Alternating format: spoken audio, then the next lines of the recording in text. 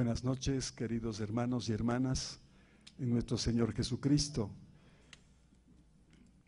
Queremos, a nombre de la Fundación Jesús de la Misericordia, expresar nuestra gratitud a nuestro buen Jesús, que le ha traído a este hermano Marino Restrepo a darnos un testimonio. Realmente es una bendición de Dios su presencia. Yo tuve la suerte de ver un video este sábado de su testimonio, y ahora que me trajo el libro, en los pocos minutos que tuve acceso a él, me he quedado pero asombrado. Y ustedes van a tener ese privilegio cuando tengan ya este libro y no van a querer desprenderse de este testimonio, de este libro. Lo leí sin parar unas 15 páginas y realmente es un testimonio que va a conmover vuestros corazones. Así es que, Marino, esta es tu casa, adelante. Muchas gracias, buenas noches. Primero quiero dar gracias a nuestro Señor, que es el que nos reúne y en nombre de quien nos reunimos. Segundo, darle gracias al ingeniero y su comunidad por darme el honor de estar aquí con ustedes esta noche. Tercero, a los peregrinos de San Miguel, con Carlos Reyes, su esposa, y Pierre, que a quienes conocí en el Canadá, fueron a una de mis conferencias al final en Toronto, en una iglesia, y nos conocimos brevemente, y les conté que venía al Ecuador, porque originalmente estaba invitado por una comunidad jesuita, y al final esto no se pudo arreglar, y entonces al comunicarme con Carlos le dije que ya no venía, y Carlos me informó que él iba a hacer lo posible para que lo organizáramos, y así fue, y por eso estoy acá. Entonces el Señor escogió a los peregrinos de San Miguel para este viaje, y por eso también le doy gracias al Señor, y le doy gracias al Señor por todos ustedes. Y sé que ustedes son un ejército valiente del Señor, y por eso, con toda humildad, quiero presentarme ante ustedes y testificar las maravillas que el Señor ha hecho en mi vida. No vengo aquí a testificar sobre mí, sino sobre el Señor, porque sobre mí lo único que puedo contarles es mi pecado, y eso les voy a compartir un poco para que sepan de dónde vengo y a dónde me trajo el Señor, y la razón por la cual estoy aquí. Pero antes de continuar, yo quiero compartir con ustedes esta palabra que el Señor me dio para que en el espíritu de la palabra podamos vivir esta experiencia de testimonio. Y el Señor me llevó a la primera epístola de San Juan, en el capítulo 5, versículo 1, que dice: todo el que cree que Jesús es el Cristo ha nacido de Dios, y todo el que ama a aquel que da el ser amará también al que ha nacido de él. En esto conocemos que amamos a los hijos de Dios, si amamos a Dios y cumplimos sus mandamientos, pues el amor a Dios consiste en guardar sus mandamientos, y sus mandamientos no son pesados, pues todo lo nacido de Dios vence al mundo, y esta es la victoria que vence al mundo, nuestra fe. Palabra de Dios. Vamos, Señor. Yo creo que yo les puedo decir algo. Yo soy una persona que quizás puede tener más miseria que todos ustedes juntos, pero el Señor dice que Él escoge al tonto, podría decir, para avergonzar al sabio. Y esas cosas las hace Dios para glorificarse. Yo soy un ejemplo de eso. Yo no sé nada de teología, nunca estudié ciencias religiosas, no conocía ni el catecismo cuando encontré mi conversión a los 47 años. Y sin embargo el Señor me escogió para esto. Así de que lo que yo les comparto en este testimonio no es algo que yo he estudiado, sino algo que el Señor me dio. Y por eso a mí no me lo enseñó ningún ser humano. Y yo le dije: Señor, yo voy a compartir esto siempre y cuando lo pueda hacer desde el Espíritu. Porque el día que tenga que tomar una nota para compartir las enseñanzas que el Señor me dio, pues dejaré de hacerlo, porque yo no podría hacer esto en una forma intelectual. Tendría que hacerlo siempre desde el Espíritu.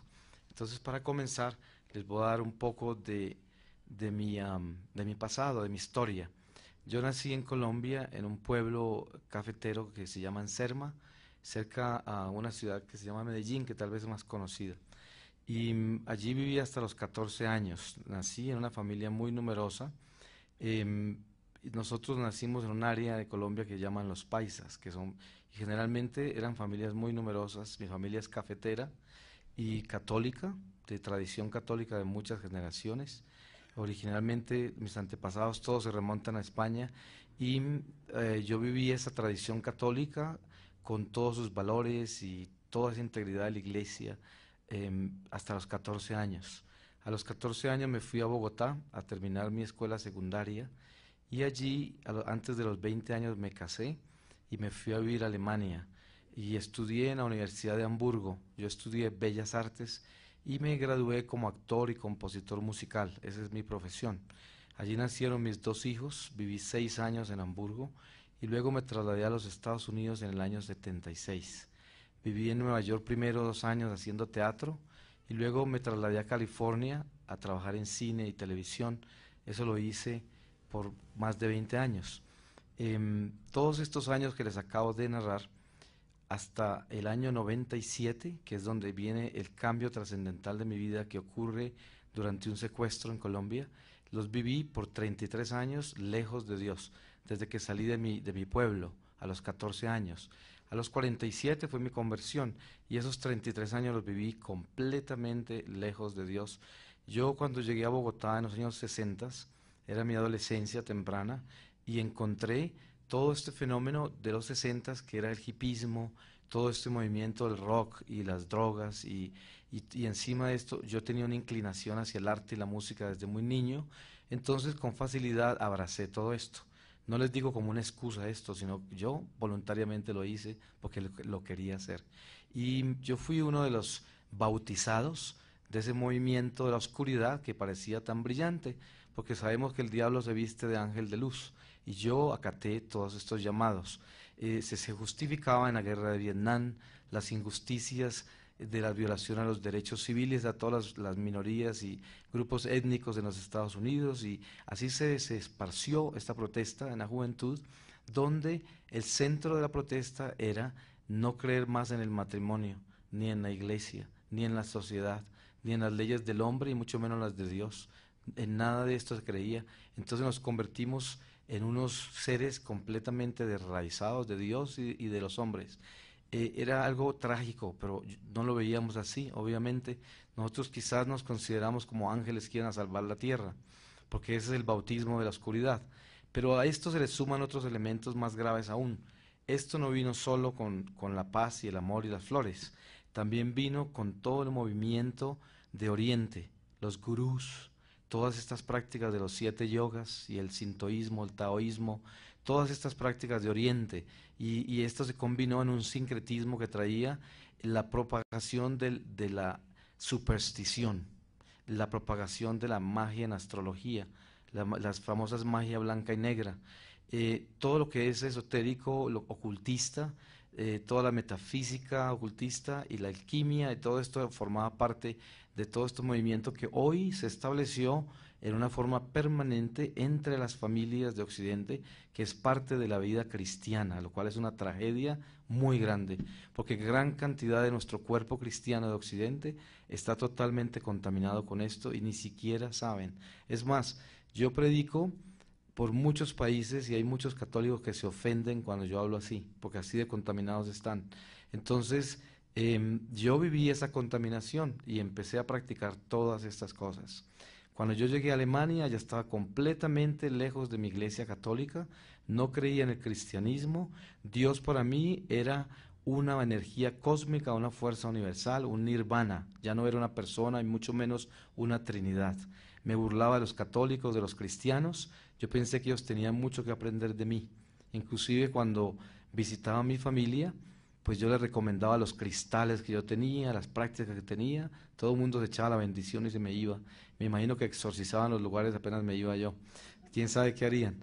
Pero de todas maneras yo me convertí en un pagano completo, pero yo pensé que era una persona muy sabia y muy llena de espíritu, pero lo que no sabía que estaba llena era del espíritu, pero del mal.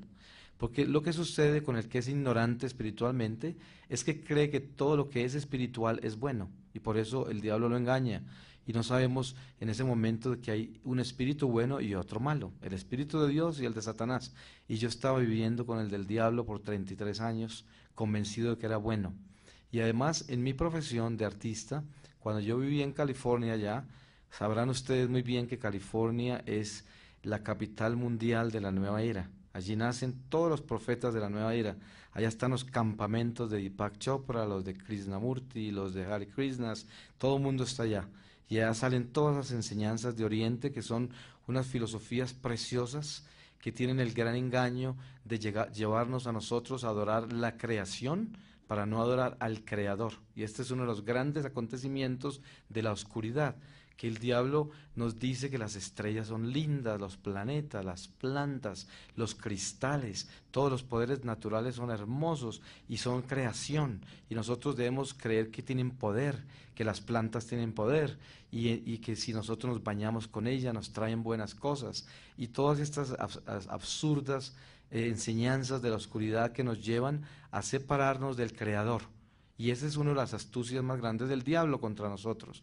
Ahora, dentro de nuestras culturas hay tradiciones supersticiosas en cada una. Yo, por mi profesión, viajaba por muchos países del mundo y entonces empecé a coleccionar supersticiones, hasta el punto que me convertí en un esclavo de todo esto. Mi casa estaba decorada con una tradición de Oriente que se llama Feng Shui, que es una decoración con cristales y espejos, y el sofá mira para el norte, la cama para el sur. Y si entraba alguna empleada de servicio y me cambiaba un sofá, entonces ese día se me dañaba la vida, porque seguramente las fuerzas cósmicas no iban a llegar bien en ese día. Y eso sucede también con el que se acostumbra al horóscopo.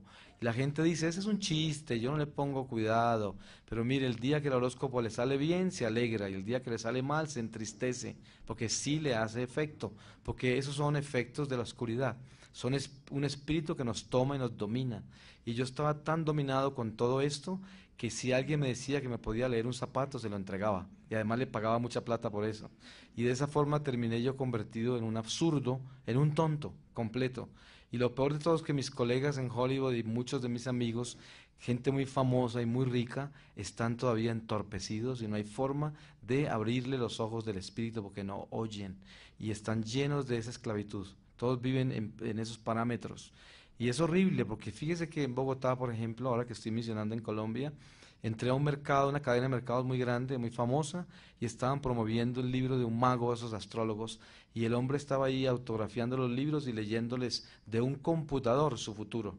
Y así la gente se vuelve de tonta que hace esas cosas. Y yo era uno de esos. A lo mejor yo hubiera estado en esa cola, si no, el Señor no me hubiera salvado. Pero sucede que en esa esclavitud que yo viví tantos años, un día, en el año 96, un hermano mío murió en Colombia y yo vine al entierro. Hacía muchos años no venía a Colombia y lo enterramos en una ciudad que queda muy cerca al pueblo donde yo nací. Allí vivía mi mamá y mis hermanas. A los 2 meses de morir mi hermano, murió mi mamá. Y 3 años anteriores a eso habían empezado las muertes en mi familia. En el 92 murió mi esposa de cáncer. A finales de ese mismo 92, un hermano mío se mató en un accidente en las Bahamas. Luego mi padre murió ya de una edad avanzada. Y luego mi hermano y mi mamá, 5 personas murieron en menos de 4 años. Y lo que yo les voy a compartir hoy, el centro de este testimonio es una experiencia mística con el Señor. Dentro de esa experiencia mística hubo algo que Él me enseñó y me voy a adelantar un poco para explicarles lo que Él me dijo con referencia a los muertos de mi familia. El Señor me dice que los seres humanos somos tan duros de corazón que se nos puede morir el mundo entero y no sentimos nada. La gente se sienta a ver televisión en la casa y explota y ven que explotó una bomba aquí y mató allá y acabó por aquí y acabó por allá, pero no sienten nada, se impresionan, pero no sienten ningún dolor. De pronto le dan gracias a Dios que no fueron ellos o sus parientes, pero hasta ahí llega el dolor humano, porque no tenemos esa conciencia. Y obviamente que no estoy hablando de individuos para que ninguno por favor se vaya a ofender. Nosotros cada uno sabemos la relación que tenemos con Dios, solo que Dios habla en general de la humanidad, la tendencia que tiene.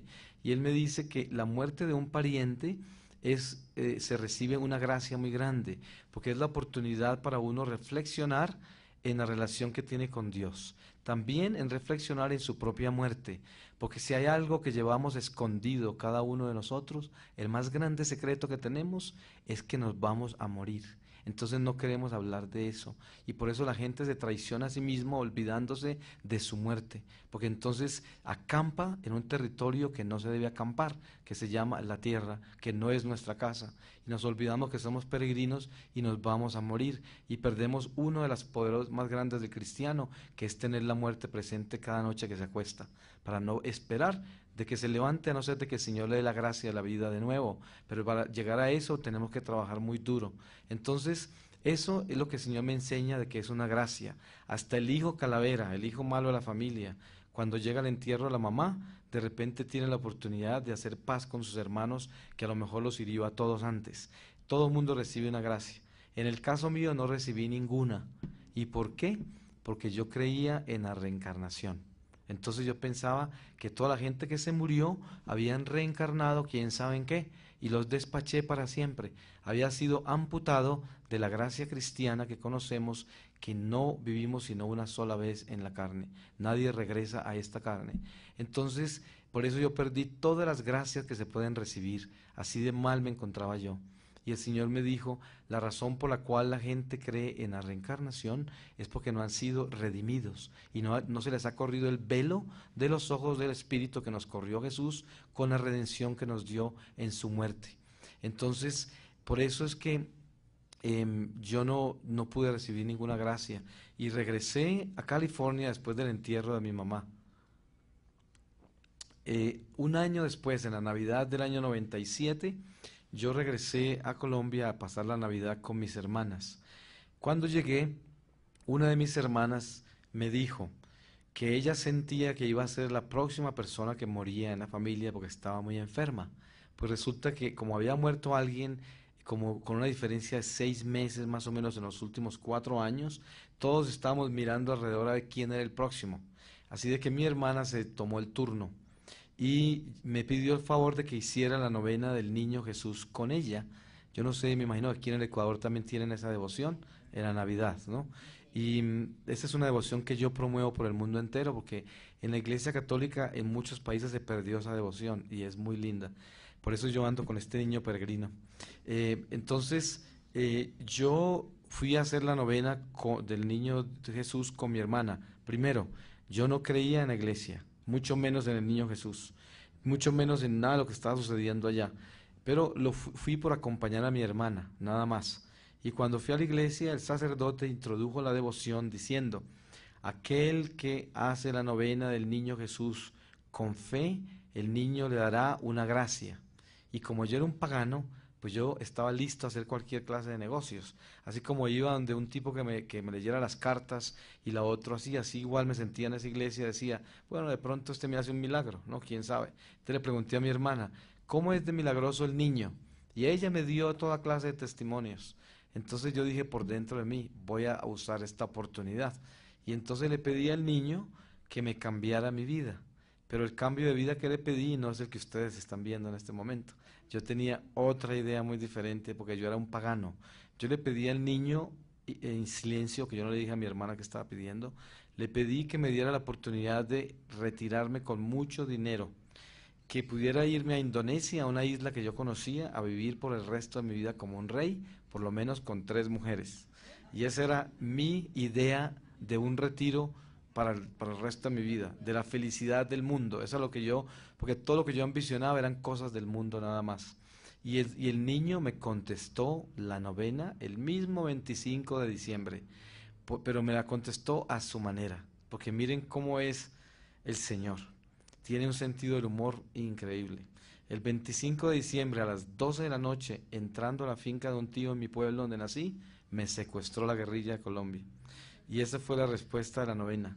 Miren pero esto sucede de una forma increíble. A las 12 de la noche me secuestran 6 hombres, encapuchados y armados. Me atan, me encapuchan también a mí y me llevan para la selva. Me guardan en una cueva llena de murciélagos y de toda clase de bichos y animales, porque estaban esperando que viniera un grupo guerrillero a recogerme. Ese grupo se demoró mucho tiempo para llegar y se demoró 15 días. Esos 15 días estuve encapuchado y amarrado en esa cueva. Todo lo que yo quería era morirme. Ellos subían una vez al día a ofrecerme comida. Yo pensaba, tenía una esperanza que de pronto me podía escapar en algún momento. Y en el día 15 por la noche llegó un grupo de gente y me sacaron de la cueva. Me quitaron la capucha. Yo tenía mucha dificultad para ver, a pesar de que era de noche, que tenía los párpados inflamados por las picaduras, todo el cuerpo adormecido por la circulación de la sangre de estar amarrado, estaba muy mal. Y un hombre que dijo que era un comandante me dijo que yo tenía que pagar una suma de dinero desorbitante, dinero que yo no tenía, pero ellos creían que yo lo tenía. Y me contó que los 6 hombres que me secuestraron en mi pueblo me habían vendido a la guerrilla, o sea que era un negocio que tenían ellos. Y la condición de esa venta era que cuando terminara de pagar el dinero que me estaban pidiendo, me mataran, porque no querían que yo fuera a mi pueblo a entregarlos a la policía porque les había visto el rostro. Entonces la condición de la venta era que me mataran cuando pagara. Y también me mostraron los nombres de mis hermanas y las direcciones correctas de las casas de ellas, mostrándome que sabían dónde vivían y que si yo me negaba a pagar las empezaban a matar una por una. Y esa fue la sentencia que me dieron esa noche. Después de esa sentencia, me ordenó otra vez que me retiraran a la cueva. Me volvieron a encapuchar y amarrar y me dijo que el siguiente día venía por mí. Y los 6 hombres que me secuestraron se fueron y se quedaron los muchachos guerrilleros jóvenes cuidándome.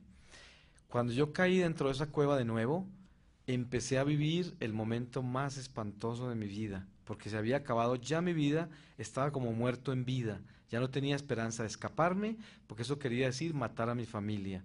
No pensaba, no sabía cómo iba a morir y solo el hecho de pensar cómo me iban a asesinar, me aterraba de pensar en eso y también empecé a buscar dentro de mí algo que me diera fortaleza para defenderme de ese momento tan difícil y no tenía nada por dentro.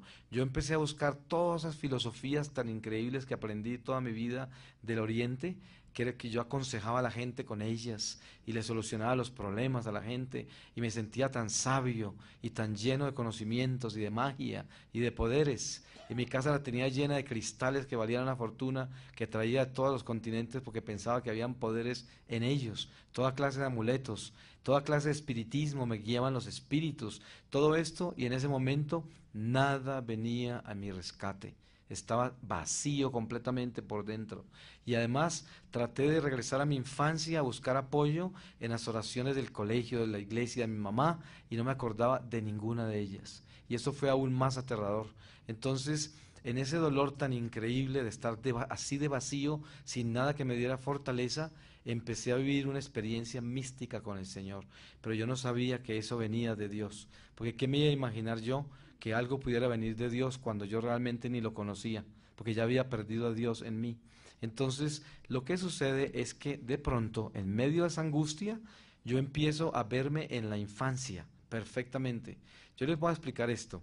En la Universidad de Steubenville en Ohio y Notre Dame en Indiana se han hecho estudios sobre mi caso y los teólogos me dicen que lo que me sucedió a mí lo podemos dividir en 2 etapas.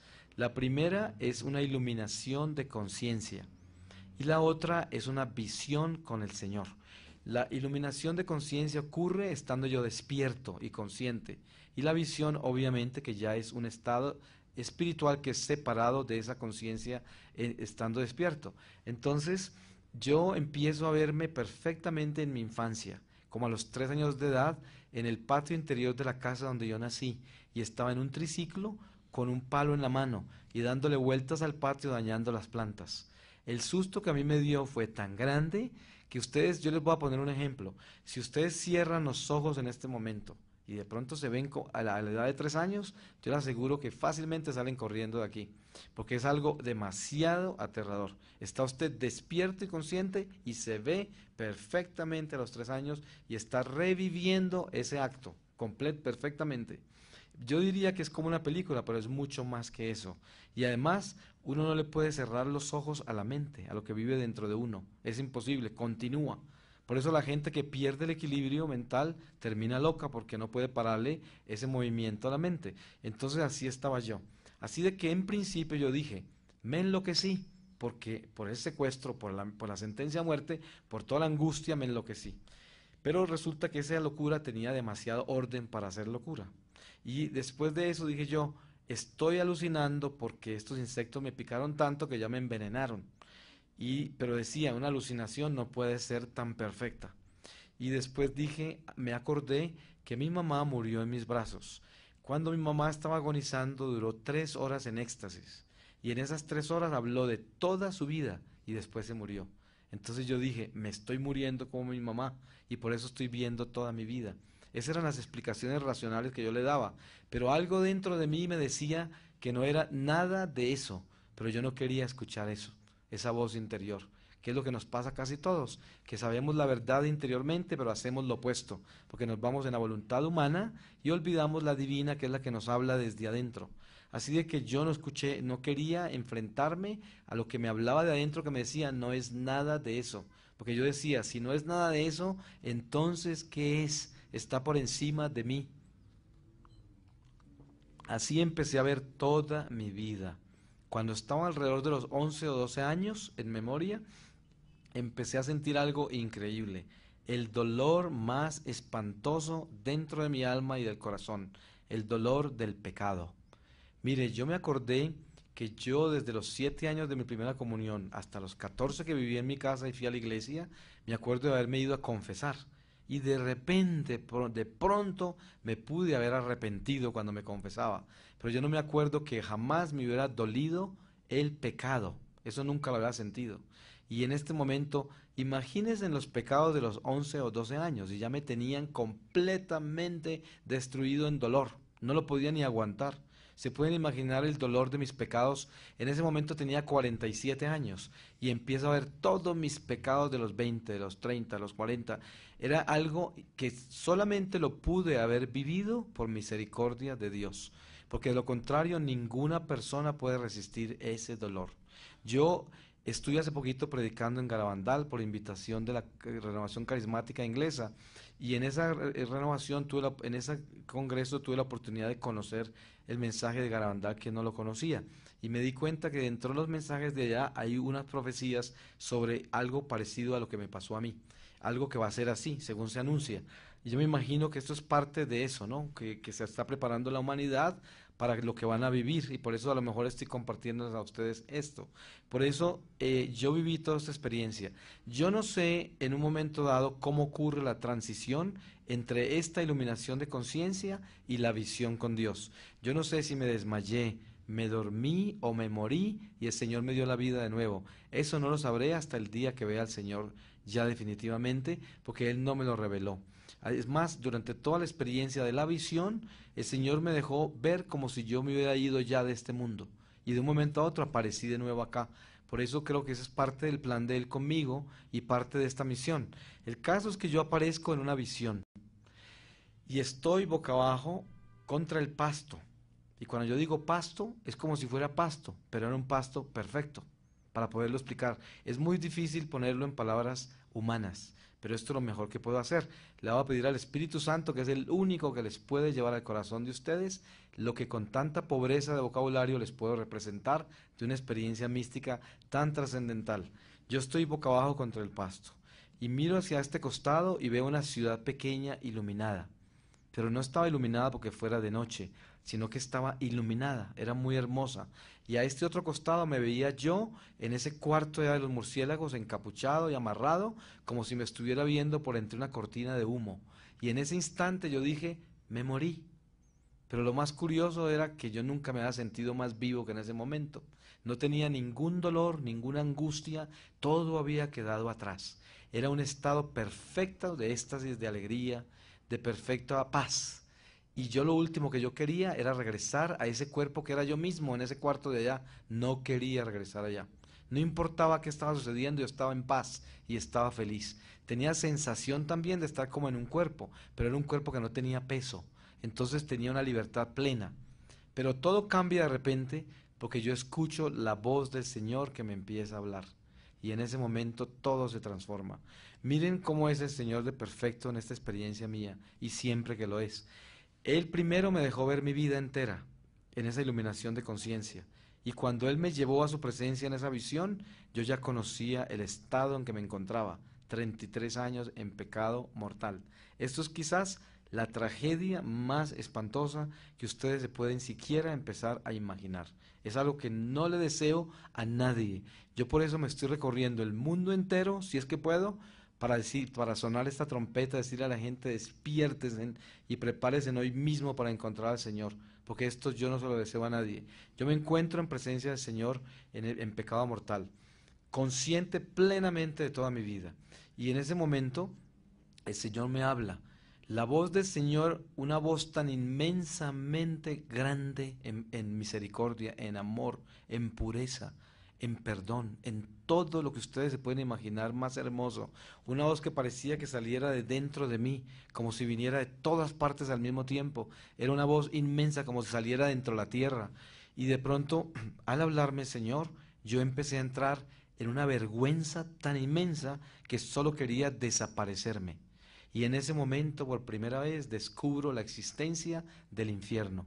Fíjense en que yo, lo primero que hice fue negar al infierno. Y toda persona que vive en pecado mortal niega el infierno, porque no le conviene creer en él. Porque si usted cree en el infierno, le toca cambiar. Y por eso es muy conveniente no creer en el infierno, porque eso nos da a nosotros la posibilidad de acomodar nuestra vida de acuerdo a nuestras conveniencias. Y así era yo. ¿Y cómo estaba de equivocado? Lo primero que yo evidencié fue la existencia del infierno, y les voy a explicar por qué. Hay dos clases de vergüenza. Una, la vergüenza santa, que es la que nos lleva a arrepentirnos, a pedir perdón y a buscar cómo solucionar lo que hemos hecho mal. Y otra vergüenza, que es la del amor propio, la de la vanidad y el orgullo, que esa no busca reconciliación, sino que busca escaparse de las responsabilidades. Y entra en una pena, en una vergüenza, pero consigo mismo, porque se culpa por lo que hizo, pero no le importa lo que le hizo a los demás.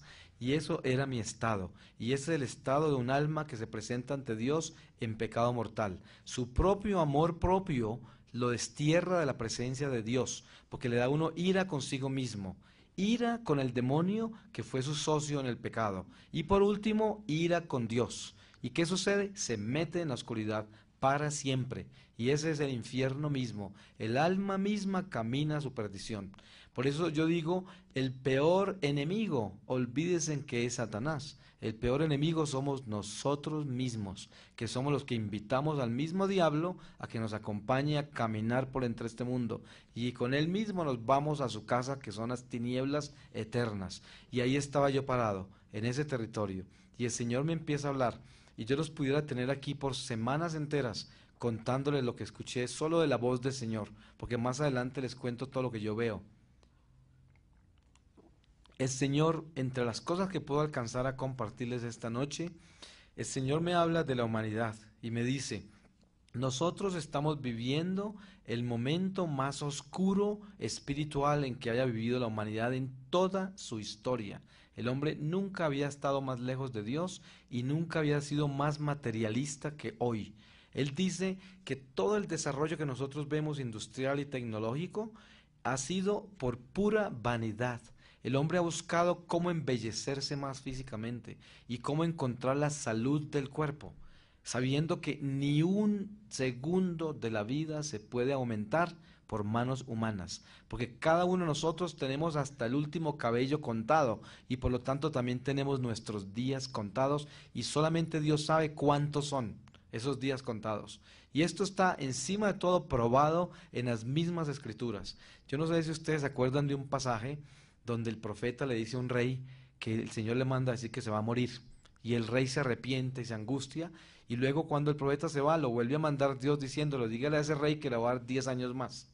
Y miren que así hay muchas revelaciones de Dios mismo en los que nos muestra que todo está contado.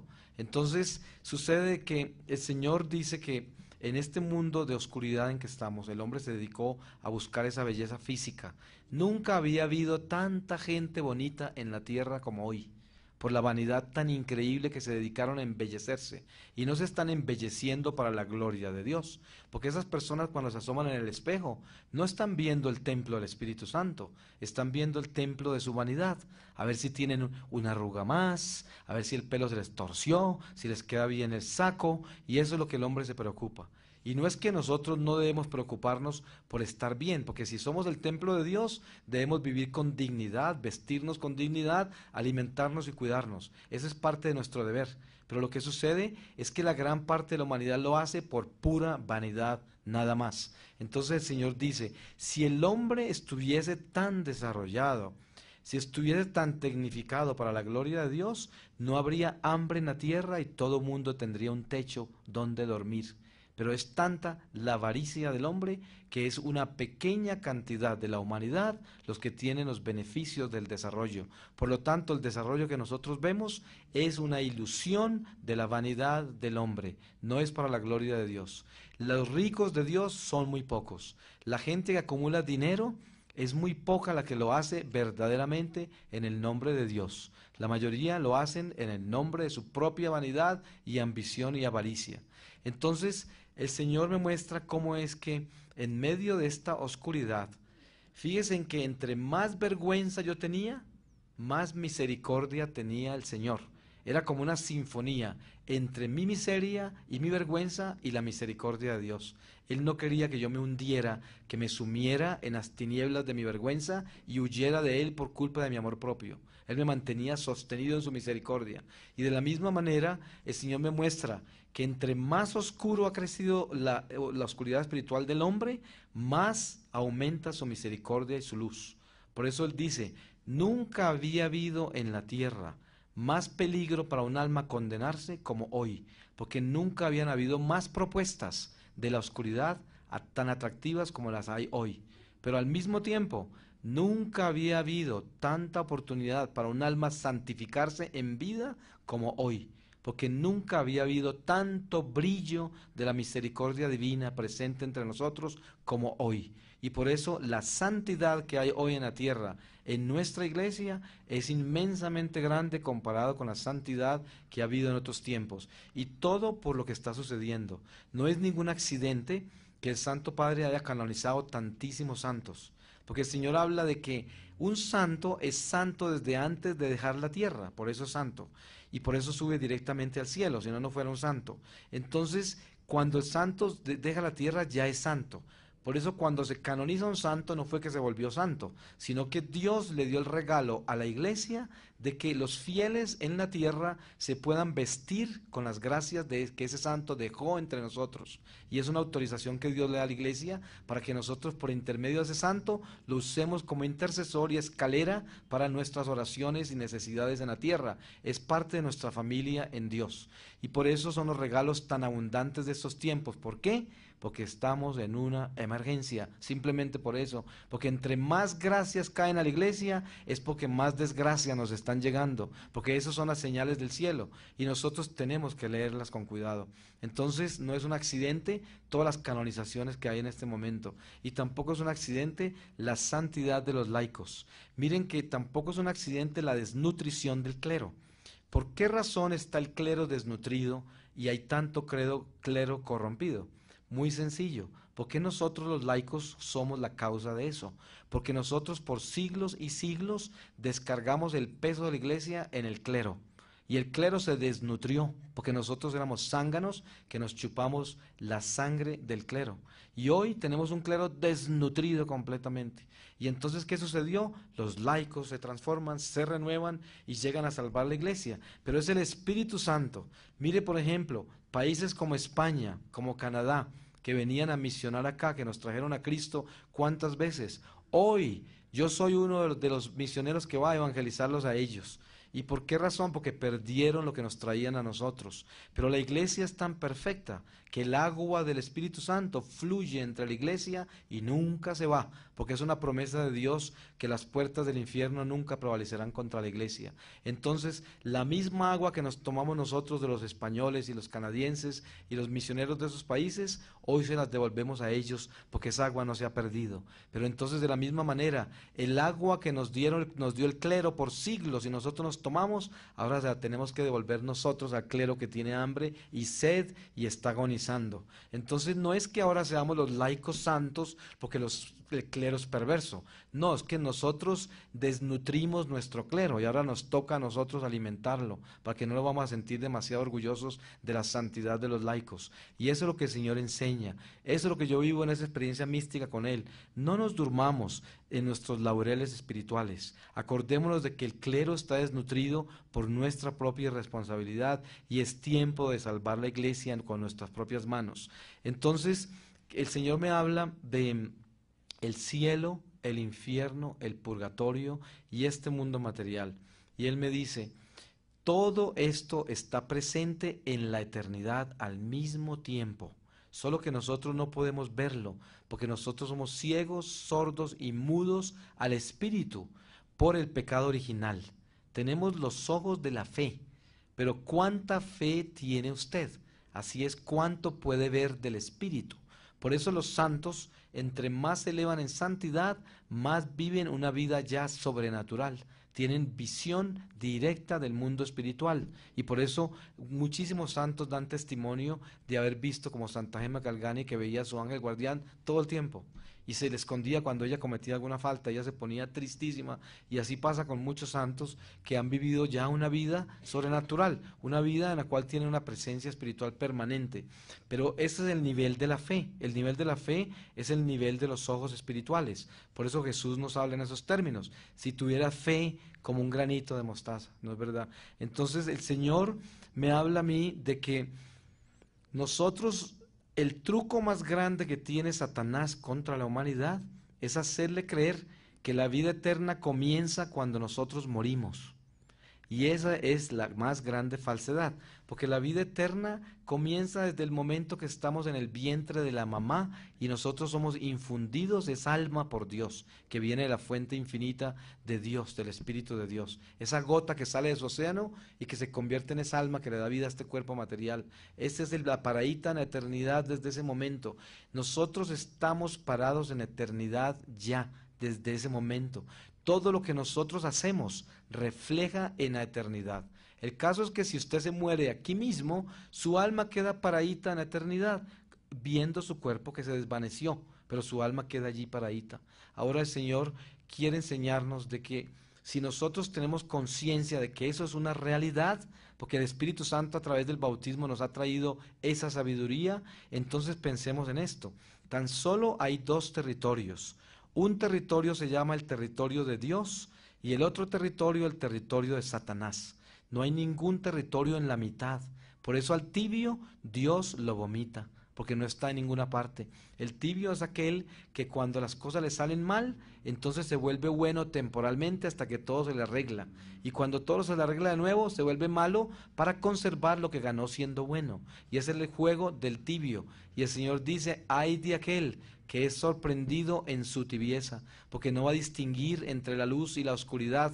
Le pasa lo mismo que al hombre que tiene su esposa y decide tener un amante, y al final no sabe a cuál de las dos querer y termina perdiendo a las dos. Y eso le pasa también al alma que juega entre la luz y la oscuridad. En el momento de la muerte no sabe para dónde coger y termina perdida en su propio juego. Entonces el Señor dice, no te asustes si te das cuenta en este momento que no estás exactamente parado en la luz, porque eso sería una gracia que Dios te diera, para que te des cuenta que tienes que moverte un poco más rápido para salir hacia la luz de Dios, porque nosotros tenemos que recordarnos que venimos de la oscuridad hacia la luz.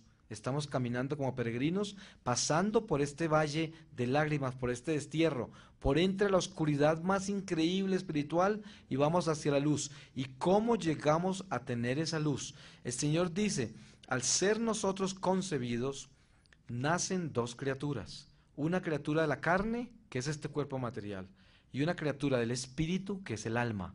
Y ambos crecen. Uno crece para morirse, que es este cuerpo material, y el alma crece para vivir eternamente en la luz o en la oscuridad. ¿Y qué sucede en el mundo materialista en que vivimos hoy? Los seres humanos están dedicados únicamente a alimentar la criatura que se va a morir, que es la criatura de la carne, y a desnutrir la criatura que va a vivir eternamente, que es el alma. Lo tenemos al revés todo. Entonces el Señor dice, las almas, nunca había habido tantas almas desnutridas en la tierra como las hay hoy. Y por eso un alma desnutrida no ama. Un alma desnutrida no tiene compasión y misericordia con nadie. Un alma desnutrida no tiene absolutamente nada que dar porque todo lo quiere recibir. Y por eso el mundo tiene tanta violencia y tanta maldad y cada día crece más. Y tanto vicio, tanta degeneración, porque son almas desnutridas. Y el Señor dice, un alma que muere así, un cuerpo que se muere y queda con un alma así desnutrida, es un alma prácticamente paralítica, porque esa alma, como nunca dio amor, no puede recibir el amor verdadero de Dios, y entonces no puede moverse, y lo que hace es arrastrarse hacia la oscuridad porque no resiste la luz. Y la comparación que Dios da es esta. El Divino Maestro da los mejores ejemplos. Una persona que está sin comer 3 o 4 días, y usted se le encuentra y le da una sopa caliente, ¿qué le sucede? Se desmaya, porque está muy débil. Eso le pasa a un alma que no se ha alimentado, y cuando se le muere el cuerpo y se encuentra con la luz infinita, la eterna fuente, se desmaya, porque no resiste ese alimento que nunca ha tomado. Entonces, ¿qué hace? Se arrastra hacia la oscuridad, porque no resiste la luz, y eso es lo que le pasa al alma. Entonces el Señor dice, los seres humanos, si se sacuden un poco el polvo que tienen en el espíritu, se van a dar cuenta que se gastan más tiempo alimentando y preocupándose de la carne que se va a morir, que del alma a la cual le tiran un pedazo de pan de vez en cuando como si fuera un pordiosero. De vez en cuando le lanzan una eucaristía o una confesión o una oración o hacen una obra de caridad, de vez en cuando, porque el alma no se alimenta perfectamente. El Señor dice, con el mismo esfuerzo que te levantas a bañarte y a arreglarte y a decorarte con tanto entusiasmo para que quedar bien presentado, para verte bonito y para que no te rechacen por tu imagen que de repente no va a estar bien si no lo haces. De esa misma forma debías preocuparte por bañar tu alma, por arreglar tu espíritu, por arreglar todo tu interior para que estés presente, limpio y bien bonito ante la corte celestial todos los días. Pero el problema es que no tenemos ese equilibrio y por eso hay tanta desnutrición espiritual. Él dice, muchísima cantidad de fieles de nuestra iglesia están en la iglesia por cultura espiritual, cultura católica, tradición católica, educación católica, pero no de corazón. Y por eso muchas personas van a la iglesia, van a misa, se confiesan, participan en grupos de oración, hacen toda clase de ayunos y penitencias, pero lo hacen por interés propio, para no condenarse, por miedo a que las cosas les salgan mal, pero no porque quieren a Dios. Y esas personas vienen es a pedir, y a pedir, y a pedir, y a pedir, y nunca vienen a alabar, alabar, alabar. Entonces el Señor dice, Él conoce todo lo que nosotros necesitamos. El ejemplo que Él me da es esto. Usted está cuidando un bebé que tiene un añito por ahí y el niño está jugando por allá y usted desde lejos lo supervisa y de pronto ese niño se cae y usted sabe que no le pasó nada grave y el niño llora y llora y llora y usted no tiene necesidad de ir allá porque sabe que no le pasó nada y al rato el niño viene tambaleándose y le cuenta todo lo que le pasó por allá y usted se hace el que no sabe y le dice, de verdad, qué cosa tan horrible, uy, esa pared tan mala que te dio tan duro, y bueno, usted le lleva la corriente al bebé. El bebé está convencido que usted no sabía todo lo que le contó. Y eso es lo mismo que pasa cuando usted se le arrodilla al Señor a decirle, Señor, se me perdió el carro, el trabajo, y el Señor, de verdad, ¿cómo así? Ay, sí, y es el Señor como si no supiera lo que le estamos diciendo. Y encima de todo, a nosotros se nos olvida tanto que somos sus hijos a quien Él cuida, que pensamos que no nos oye, porque después volvemos a decir, ¿por qué no me has contestado lo que te dije? Y el Señor dice, si nosotros solo supiéramos una cosa, que Dios tan solo nos da beneficios eternos, porque nosotros vivimos una vida temporal y la mayoría de las cosas que pedimos son de beneficio temporal, la mayoría no nos sirven para la salvación eterna. Y por eso usted un día cuando se encuentre con el Señor, Él le va a mostrar el carro que usted pedía, le decía, ¿todavía lo quieres? No, no lo quiero. ¿Te das cuenta lo que te iba a hacer? Por eso no te lo di. Pero a cambio de eso te di esto y te muestra.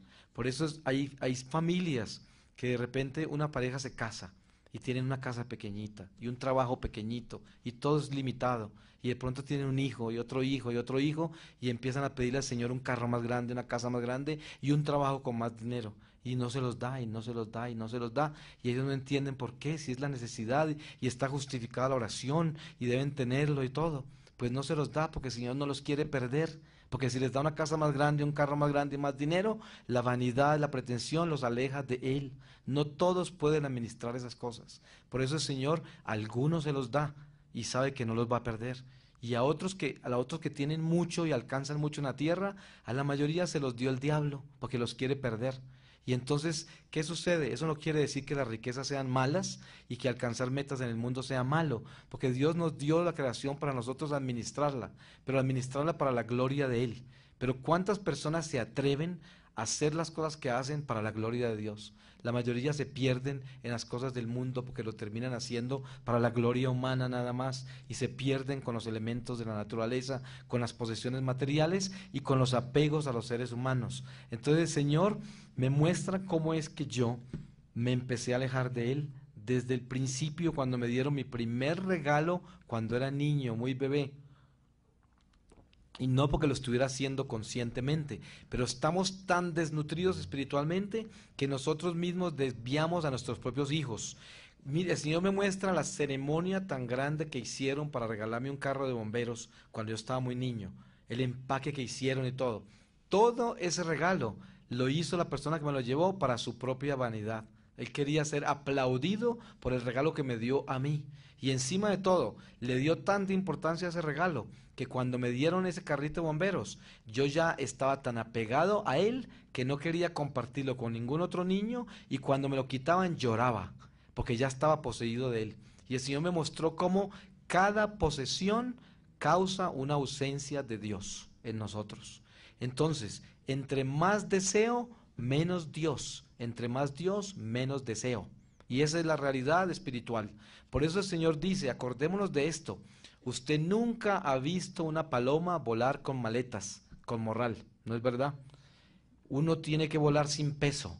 Por eso tenemos que prepararnos, porque el espíritu de nosotros es una paloma. Y si usted se desprende de este cuerpo y tiene esa carga encima de los apegos, no puede volar.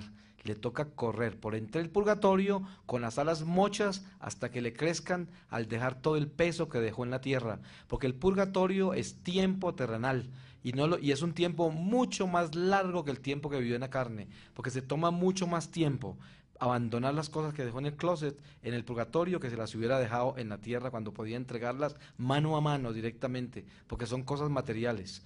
Yo por eso recomiendo a la gente lo que el mismo Señor me recomendó a mí, y es esto: si usted quiere crecer espiritualmente, no trate de volverse tan místico y tan elevado en el espíritu antes de haber dejado sus vicios y antes de haber dejado sus posesiones. ¿Qué se gana usted con profundizarse espiritualmente y aprenderse todos los místicos, la Biblia de memoria, todas las oraciones, y ser tan devoto y tan increíblemente elevado, si usted no ha podido dejar el cigarrillo, el mal genio, no ha podido salir de las posesiones materiales y no puede todavía dejar de pensar que si se le muere su mamá, se muere usted, si se le muere un hijo, se muere usted, si pierde los amigos, ¿qué va a hacer de usted? Si se le toca irse de su país, ¿qué va a hacer usted? Si pierde su casita, su carro, su empleo, ¿qué va a hacer? Porque está pegado a todo.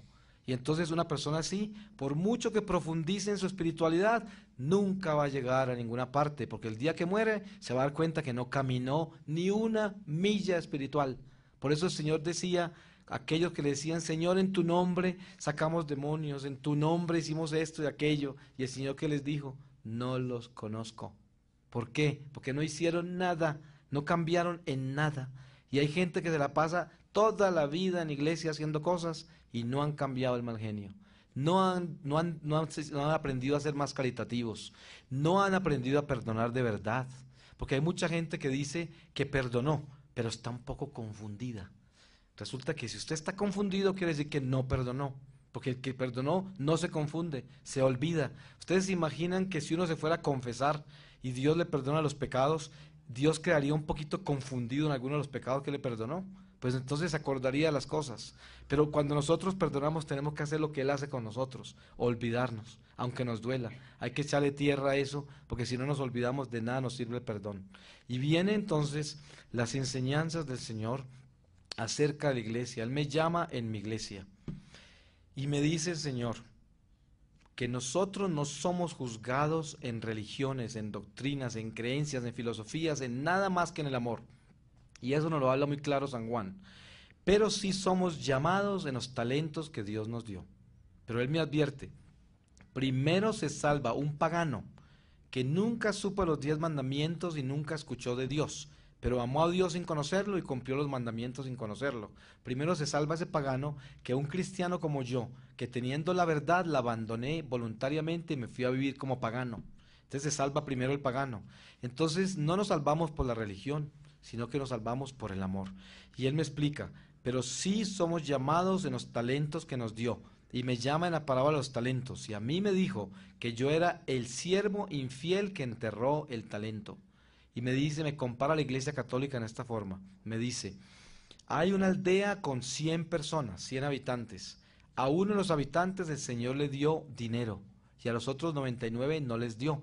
Pero el que tiene dinero de esos 99 está encargado en alimentar a los otros 99. Ese rico de los 100 no tiene el poder para hacer a ninguno otro rico. Porque si a él le da por darle dinero a los otros 99, lo van a dilapidar porque no tienen talento para manejarlo. Entonces el Señor dice, solo Él, solo Dios, puede decidir si alguno de los otros 99 puede recibir dinero del otro rico para que lo administre sin perderlo. Pero el rico no puede decidir eso, porque el rico no puede dar talento, solo Dios los da. Y esa es la Iglesia Católica. Él dice, nosotros somos ese rico del vecindario y los otros 99 es el resto de personas que no son católicos. Nosotros los católicos ricos que tenemos todas las verdades, porque nuestra iglesia tiene todas las verdades, estamos encargados de alimentar los otros que no son católicos. Pero no es de nosotros el convertir a nadie en católico, porque solo Dios le puede cambiar el corazón al hombre. Pero sí es de nosotros el hacer de nuestra vida un testimonio católico de vida perfecta, donde nosotros seamos faros de luz, en los cuales aquellos que no son católicos se inspiren a ser católicos por nuestro ejemplo. Entonces, como dice San Agustín, hay que hablarle más a la gente de Dios hay que hablarle más a Dios de la gente que a la gente de Dios. ¿Y por qué? Porque es como tirarle perlas a los cerdos, ¿no es verdad? Cuando una persona está sorda al espíritu, usted no le puede hablar de nada. Por eso San Pablo dice, no se gasten el tiempo en argumentos, en discusiones, porque eso es palabrería del mundo, eso no sirve para nada. Quédense tranquilos, que el Espíritu de Dios se encargará de cambiar al hombre si es la voluntad divina. Usted lo que tiene que hacer es convertirse en un faro de luz. Por eso muchas personas preguntan, ¿qué hago yo para que mi familia se convierta? ¿Cómo hago para ayudarles a cambiar? Esa es una preocupación muy común en aquel que entra en una renovación espiritual y quiere salvar a todos los demás. Es muy santo pensar así, pero el Señor dice, si estás tan preocupado por la salvación de los tuyos, busca tu santidad, que siendo santo tú, salvarás a toda la familia. Entonces, si estás tan preocupado, vuélvete santo, que eso es lo único que va a cambiarlos. Porque el que no se vuelve santo no puede ayudar en nada a nadie. Porque lo único que se soluciona espiritualmente con beneficios eternos es la santidad. Entonces el Señor dice, es mucho mejor ser santos en la tierra por las buenas que santos en el purgatorio por las malas. Porque al cielo tan solo podemos entrar en santidad, a no ser de que nos queramos ir para el infierno. Entonces, ¿qué estamos esperando? Si al cielo tan solo se entra en santidad, ¿por qué no nos estamos volviendo santos desde ahora? Entonces, lo que pasa es que estamos acampando acá. El Señor dice, el hombre peca, pero como está en la carne y tiene la creación de entretenimiento, entonces peca y rápidamente se va a esconder el pecado, como el gato esconde el excremento con la arena, se va rápidamente, después de pecar, a oír música o a llamar por teléfono a alguien a hablar 2 horas o a comer o quién sabe qué, para olvidar el daño que hizo y se entretiene con todo eso. Pero lo que sucede es que cuando a usted se le muere la carne, se le muere la creación y ya no tiene entretenimiento de sus sentidos, de su mente racional, de todas las cosas de la creación y el afecto humano, queda desnudo con el pecado vivo que tenía escondido como el gato escondió el excremento y se le vuelve esa fétida materia que usted se convirtió. El Señor dice, si usted quiere descubrir quién es y quién sería en este momento si muriera, primero acuérdese de esto. Ninguno de ustedes aquí presente, ninguno de nosotros, puede levantar la mano y decir que va a estar vivo a las 12 de la noche de hoy. Usted se atreverá, pero a lo mejor no está vivo a las 12. ¿Por qué? Porque esta vida no es suya, se la dio Dios. Por lo tanto, si eso es una realidad en su corazón, la pregunta es, ¿está usted listo para encontrar al Señor si lo llama hoy? ¿Está usted listo? Esa es la pregunta. Entonces, lo que hay que hacer para saber cuánto tenemos nosotros de pies en el purgatorio es, porque yo no estoy hablando del infierno, porque ustedes son el pueblo de Dios. Yo no creo que aquí haya ninguna persona con los pies en el infierno, pero de pronto sí podemos tener alguno de nosotros algunos piececitos o deditos en el purgatorio. Y tenemos que pensar en esto. Mire, siéntese usted en presencia del Señor a meditar, al frente del sagrario, siéntese a desnudarse bien y dése cuenta quién habita dentro de usted. Si lo que habita dentro de usted es una persona llena de miedo, de incertidumbre, de dudas, de depresiones, de toda clase de resentimientos, de toda clase de vacíos afectivos, si eso es lo que habita dentro de usted, si usted se muere en este momento, esa es su alma. Imagínese en las penas que usted queda en el purgatorio, lleno de incertidumbre, de miedo, de inseguridad, de resentimiento, de vacíos, esa sería su alma. Entonces el Señor dice, empiece por sanarse por dentro. ¿Y cómo se empieza a sanar por dentro? Mira el ejemplo, primero tiene que aprender a sanar lo que está alrededor suyo por fuera. ¿Y cómo se hace? Un ejercicio. Abra un closet de su casa y mire todo lo que tiene ahí. Y las cosas que usted usa, póngalas aparte. Y las que no usa, mírelas bien. Y piense si usted es capaz de regalarlas. Y se va a dar cuenta el trabajo que le daría regalar las cosas que no usa, porque así de apegado está a ellas. ¿Usted puede imaginarse que usted muriera en ese momento? Le tocaría vivir el purgatorio más increíble por las cosas a las cuales está pegado en ese closet que usted en este momento no les pone cuidado, pero que en el purgatorio sí les va a poner cuidado, porque se va a dar cuenta para dónde se hubieran podido ir esas cosas. Hay gente que es muy devota y muy de Dios, y en la casa tiene 30 novenas, 40 rosarios, 50 medallas, y no las usa. ¿Y qué puede hacer? ¿Por qué no las regala? Si usted supiera de que si usted regala esos rosarios, a cada persona que le entrega ese rosario va a orar por usted porque se va a acordar que usted se lo regaló. Y a cada persona que regala esas medallitas que tiene coleccionadas, se van a acordar que usted se las regaló. ¿Y qué sucede? Que esa persona lo lleva a usted en el corazón. Esa es la caridad, esa es la cara de la caridad. Entonces, hasta en la santidad se mete el diablo, porque nos apega hasta las medallas, hasta las cosas que son de Dios. Así de grande y de astuto es el demonio. Se nos mete dentro de nuestra fe, de nuestra espiritualidad, de todo eso se nos mete. Y nos volvemos coleccionistas. Y esos coleccionistas tienen que vivir un purgatorio, pero bien largo, porque esa colección es bien dura cuando nosotros dejamos la carne. Y por eso tenemos que ser la paloma que vuela sin equipaje al desprenderse del cuerpo. Usted se puede imaginar que usted no pueda volar porque tenía 500 medallas en el closet y se creía muy santo, y sin embargo no pudo despegar vuelo, a pesar de que usted se creía pues de que sudaba agua bendita. Y resulta de que no era así. Entonces, el ejercicio tiene que empezar por sacudirnos el polvo del espíritu y darnos cuenta, ¿dónde es que estamos creciendo? Usted de nada se gana con volverse tan profundo si usted no ha sido capaz de dejar esas cositas pequeñas alrededor. Entonces hay que empezar por desocupar su cartera y mirar todas las cosas que tiene ahí que la mayoría no necesita. El baúl del carro si tiene un carro, el closet, las cositas que tenemos. Inclusive hay gente que vive en la calle, también arrastra un poco de cosas que no necesita. Hasta los ¿cómo se llaman? Los desplazados tienen problemas de eso, porque es un problema humano de apegos. Entonces, tenemos que empezar por devolverle todo al Señor, porque nos le hemos llevado todo. Nada es de nosotros, ni siquiera nuestra propia vida. Y hay que entender, por eso el Señor en el Evangelio dice, el que deja todo por seguirme encontrará la vida eterna.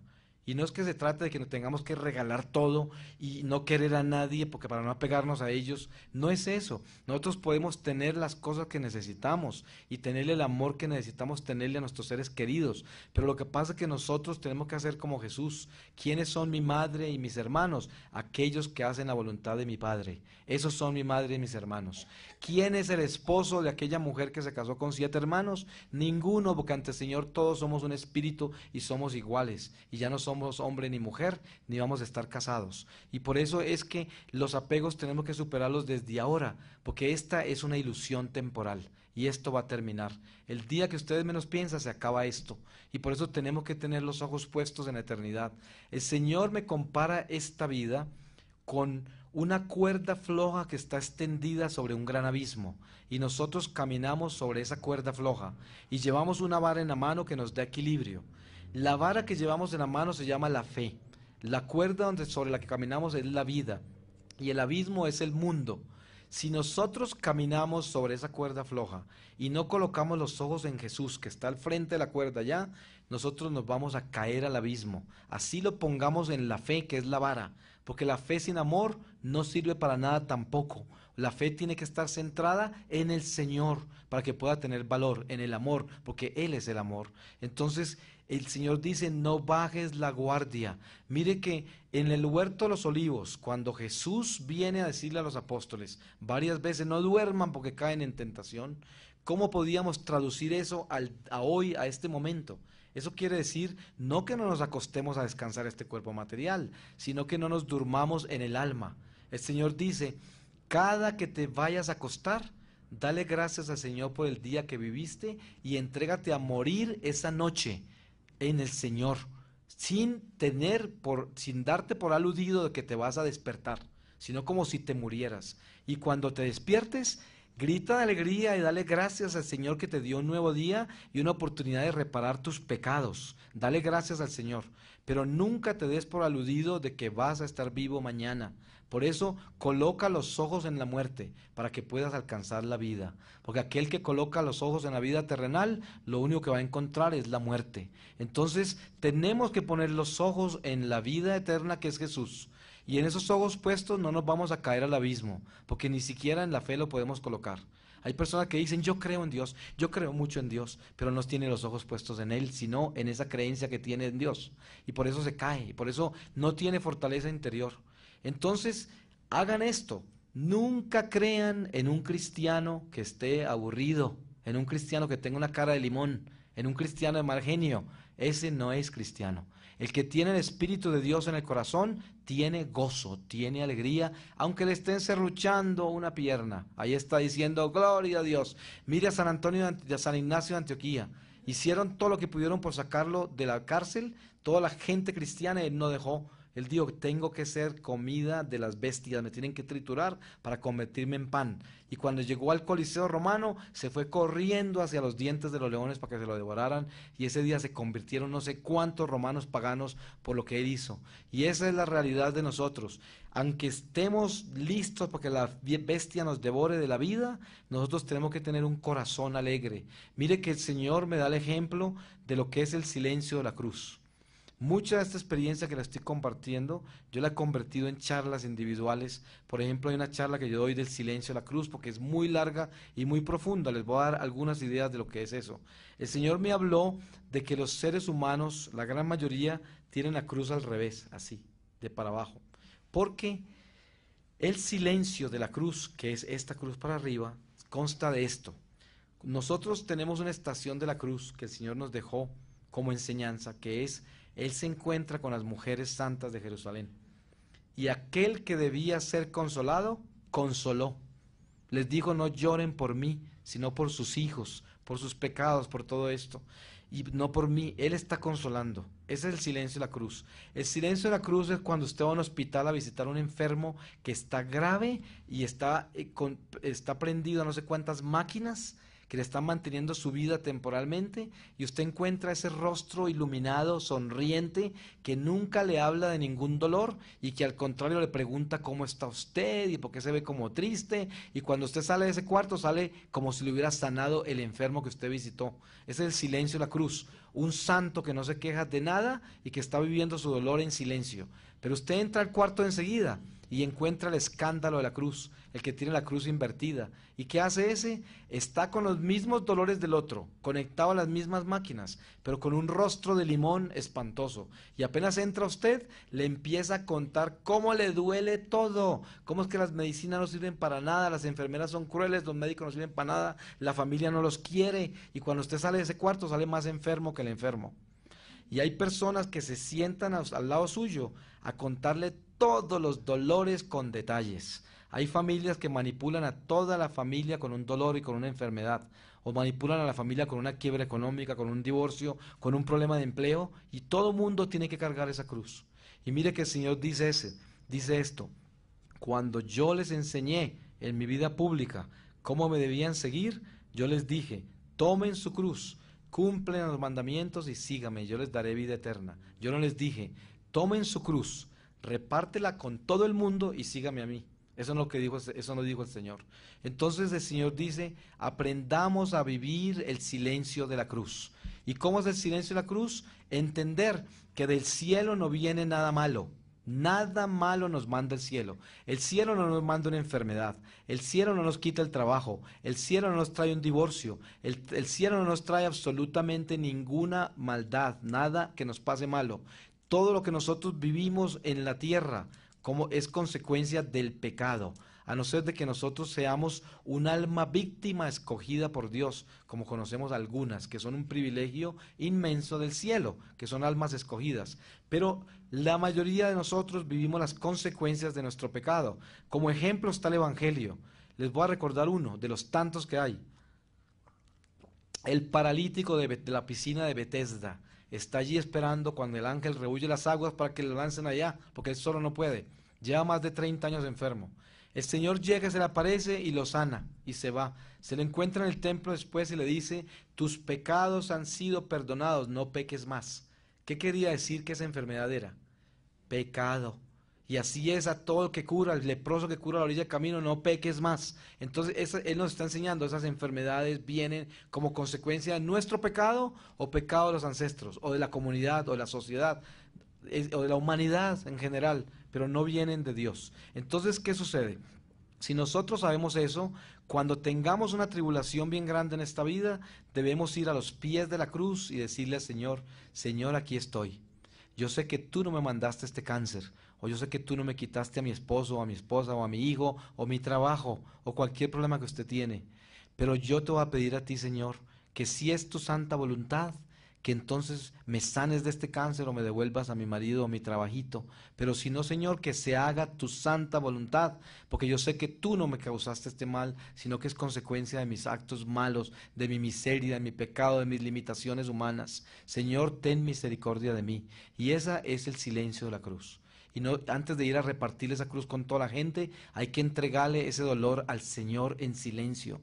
Y está bien que nosotros en las comunidades que tenemos, como tienen ustedes acá, uno tiene derecho a venir a hablarle a los santos de la iglesia, que oren por nosotros cuando tengamos problemas, para que el Señor nos dé fortaleza para vivir la prueba en que estamos. Pero eso no quiere decir que les venimos a contar que es que nos duele el tobillo y que nos duele esto, sino que en silencio les decimos, estoy pasando por una prueba de enfermedad y necesito que oren por mí para no perder mi fe.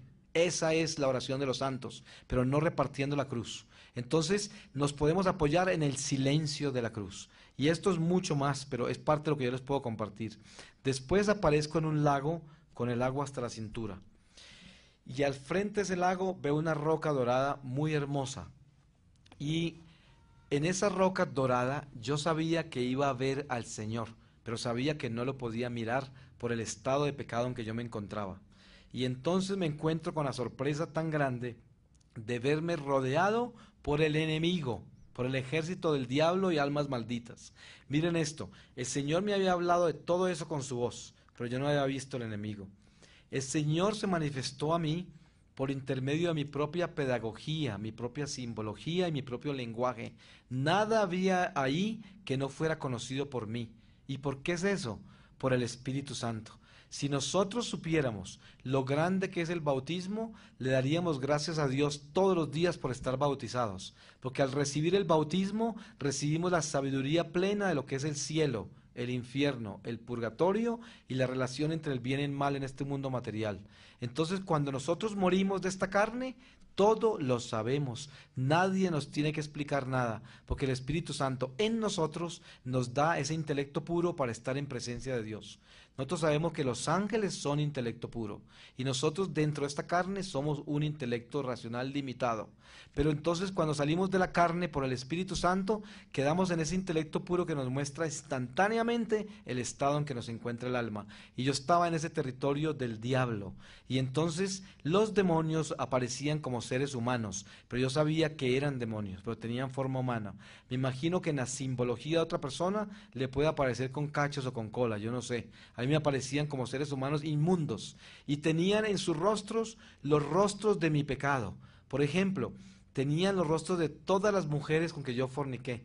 Entonces me acordaba de todo lo que yo hice con ellas y porque estaba representado en cada uno de ellos. Y los pecados míos de la violencia, la deshonestidad, el resentimiento, toda la falta de caridad, todo estaba ahí y en un instante lo podía ver todo.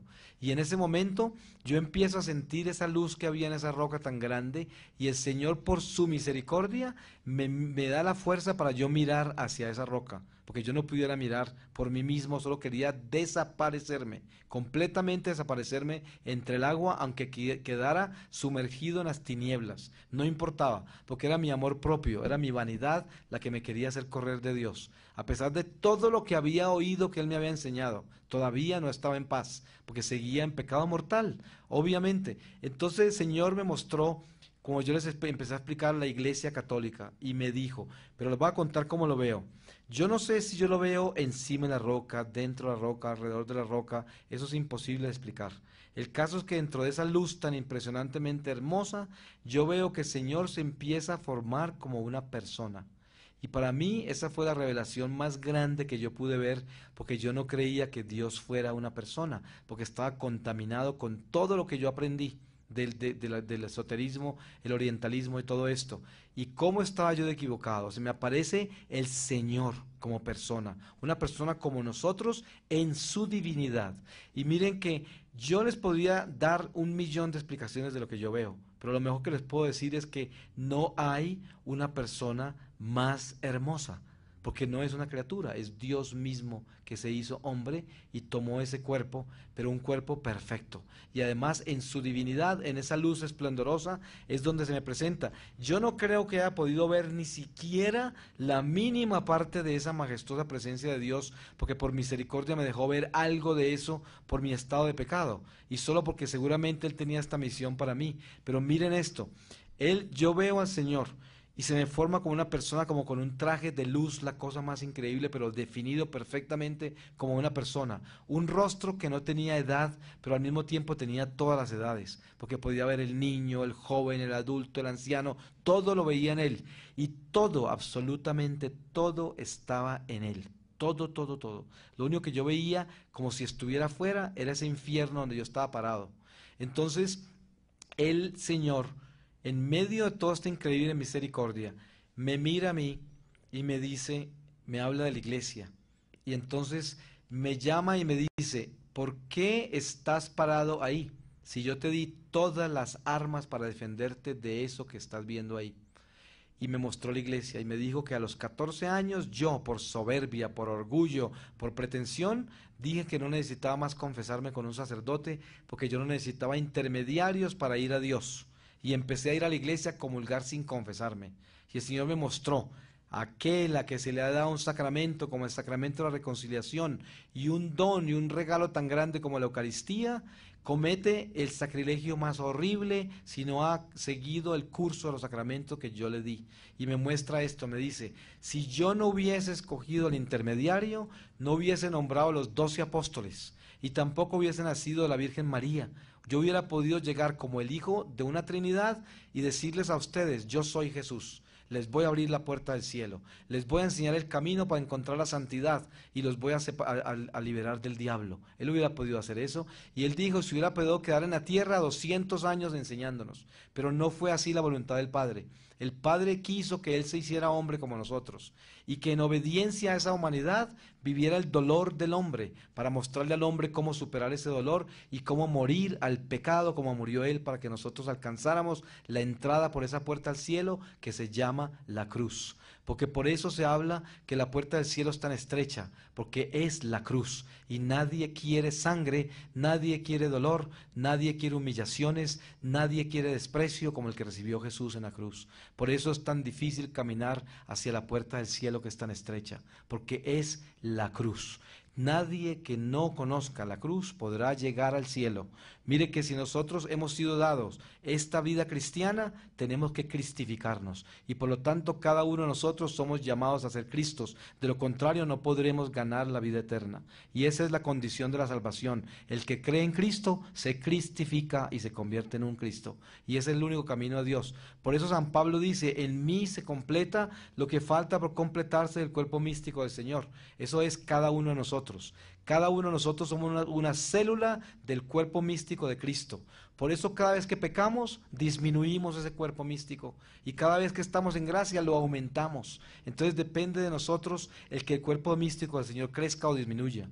Por eso San Juan Bautista le decía a los que le preguntaron sobre Jesús que estaba bautizando al otro lado del río. Y él decía, yo lo anuncié, yo tengo que disminuir para que Él aumente. Y eso es lo que nosotros tenemos que hacer. Tenemos que bajar el volumen a nuestra humanidad, bajar el volumen a todo lo que somos nosotros para que el Señor pueda crecer en nosotros. Y Él me muestra ese sacramento de la confesión en esta forma. Él me dice, yo le dije a Pedro que todo lo que atara en la tierra quedaría atado en el cielo. Y todo lo que desatara en la tierra quedaría desatado en el cielo, porque le dio las llaves del cielo. Y también le dijo a los apóstoles que fueran a proclamar su reino. Y a todos los que le perdonaran los pecados le quedarían perdonados, y a los que se los retuvieran les quedarían retenidos. Y dijo el Señor, ese es el sacramento de la reconciliación que está revelado en las Escrituras, y no nos dejemos engañar de nadie. El intermediario es el intermediario por gracia de Dios. Y me dijo, el regalo más grande que tiene el católico es antes de la Eucaristía, que es el supremo regalo, pero es para poder llegar a la Eucaristía, es la reconciliación. ¿Por qué? Satanás es el rey del orgullo, el templo del orgullo, y lo único que tumba al diablo, lo único, es la humildad. ¿Y cuál es el acto de humildad más grande que existe en la Iglesia Católica? El que un hombre se atreva a arrodillarse ante otro hombre y confesar sus pecados. Eso derrota hasta el último demonio gigante del infierno, porque Satanás no resiste que un hombre haga eso. Entonces por eso el Señor escogió el intermediario. Mire cómo es el Divino Maestro. Él le hablaba en parábolas a las multitudes, y los apóstoles le preguntaron, Maestro, ¿por qué les hablas en parábolas? Y él dijo, para que no entiendan, pero a ustedes se los voy a contar. Y él les explicaba a los apóstoles, pero él sabía que los apóstoles iban a ir a explicarle a aquellos que no entendieron. Pero fíjese cómo es la pedagogía divina. A uno no les dice claro y le dice a otro para que esos otros les enseñen a los otros, porque Él nos utiliza a todos como intermediarios para salvarnos por intermedio de nuestra propia humanidad. Él quiere que nosotros lleguemos a Él por intermedio de nuestra propia humanidad, con nuestras propias manos, con nuestros propios pies, con nuestra propia carne, nuestra propia miseria. De esa forma Él quiere que lleguemos a Él. Entonces el Señor me muestra esa reconciliación y dice, tú estás atado al frente del cielo y atado en la tierra, porque no has sido reconciliado por el sacramento que te di, por intermedio de ese sacerdote a quien consideraste absurdo. Entonces él dice, me compara un sacerdote con ese leproso que viene con un diamante a entregárselo a usted, un diamante precioso. Él dice, usted es capaz de conseguir un trapo y coger ese diamante de la mano del leproso y limpiarlo bien para no infectarse, pero no va a rechazar el diamante. Y eso es lo mismo con un sacerdote que se encuentra en pecado o que sea una persona de mala reputación. Usted va y se confiesa con él y está sangrando de sus heridas porque son inmundas del pecado, pero usted va a coger ese diamante que él tiene en la mano que se llama Espíritu Santo. Entonces, no importa el pecado del sacerdote, porque el sacerdote será sacerdote hasta en el infierno, dice el Señor. Nunca dejará a ser sacerdote. Él tiene la unción sacerdotal de perdonar sus pecados sin importar el estado en que él se encuentre. Y él dice, hay mucho católico que tiene el escrúpulo de irse a buscar sacerdotes santos para confesarse. Y entonces, ¿qué sucede con eso? No solamente está faltando la caridad con el clero, sino que también está entrando en pretensión. Y ya de por sí, cuando se va a confesar, ya cometió un pecado. Entonces el Señor dice, está bien que busque los santos para que te guíen espiritualmente y te den consejos, pero cuando se trate del sacramento de la reconciliación, acuérdate que no es el hombre que te perdona, sino el Espíritu Santo. Entonces, ¿qué tal que te estuvieras muriendo y llegue el sacerdote que no consideras digno de tu confesión? Entonces te mueres sin confesarte. Entonces el Señor me dice que al confesarse uno, lleva al demonio a la cárcel. Y por eso yo sentía cuando me confesé después de mi conversión que estaba metiendo en el fuego eterno a todos esos demonios, porque el Señor dice, el ejército del diablo es el guardián del vicio, del pecado, y el ejército de Dios el guardián de las virtudes. Entonces, cuando estamos en pecado mortal, estamos alineados con el ejército de la desobediencia, que son los principados del diablo. Los principados de Dios son el ejército de la obediencia. Entonces, el Señor dice que eso lo perdí yo, porque estaba en la desobediencia y ahí estaba paradito, en presencia del Señor con el ejército de la desobediencia. ¿Quién fue el primer desobediente? Satanás, que se rebeló y lo echaron del cielo con todos los desobedientes que lo siguieron a él. Entonces, cuando usted es desobediente, se alinea con él. Por eso es que nosotros debemos vivir en obediencia. Entonces después dijo, el alma es invisible, eso lo sabemos. También es invisible el misterio de la transustanciación.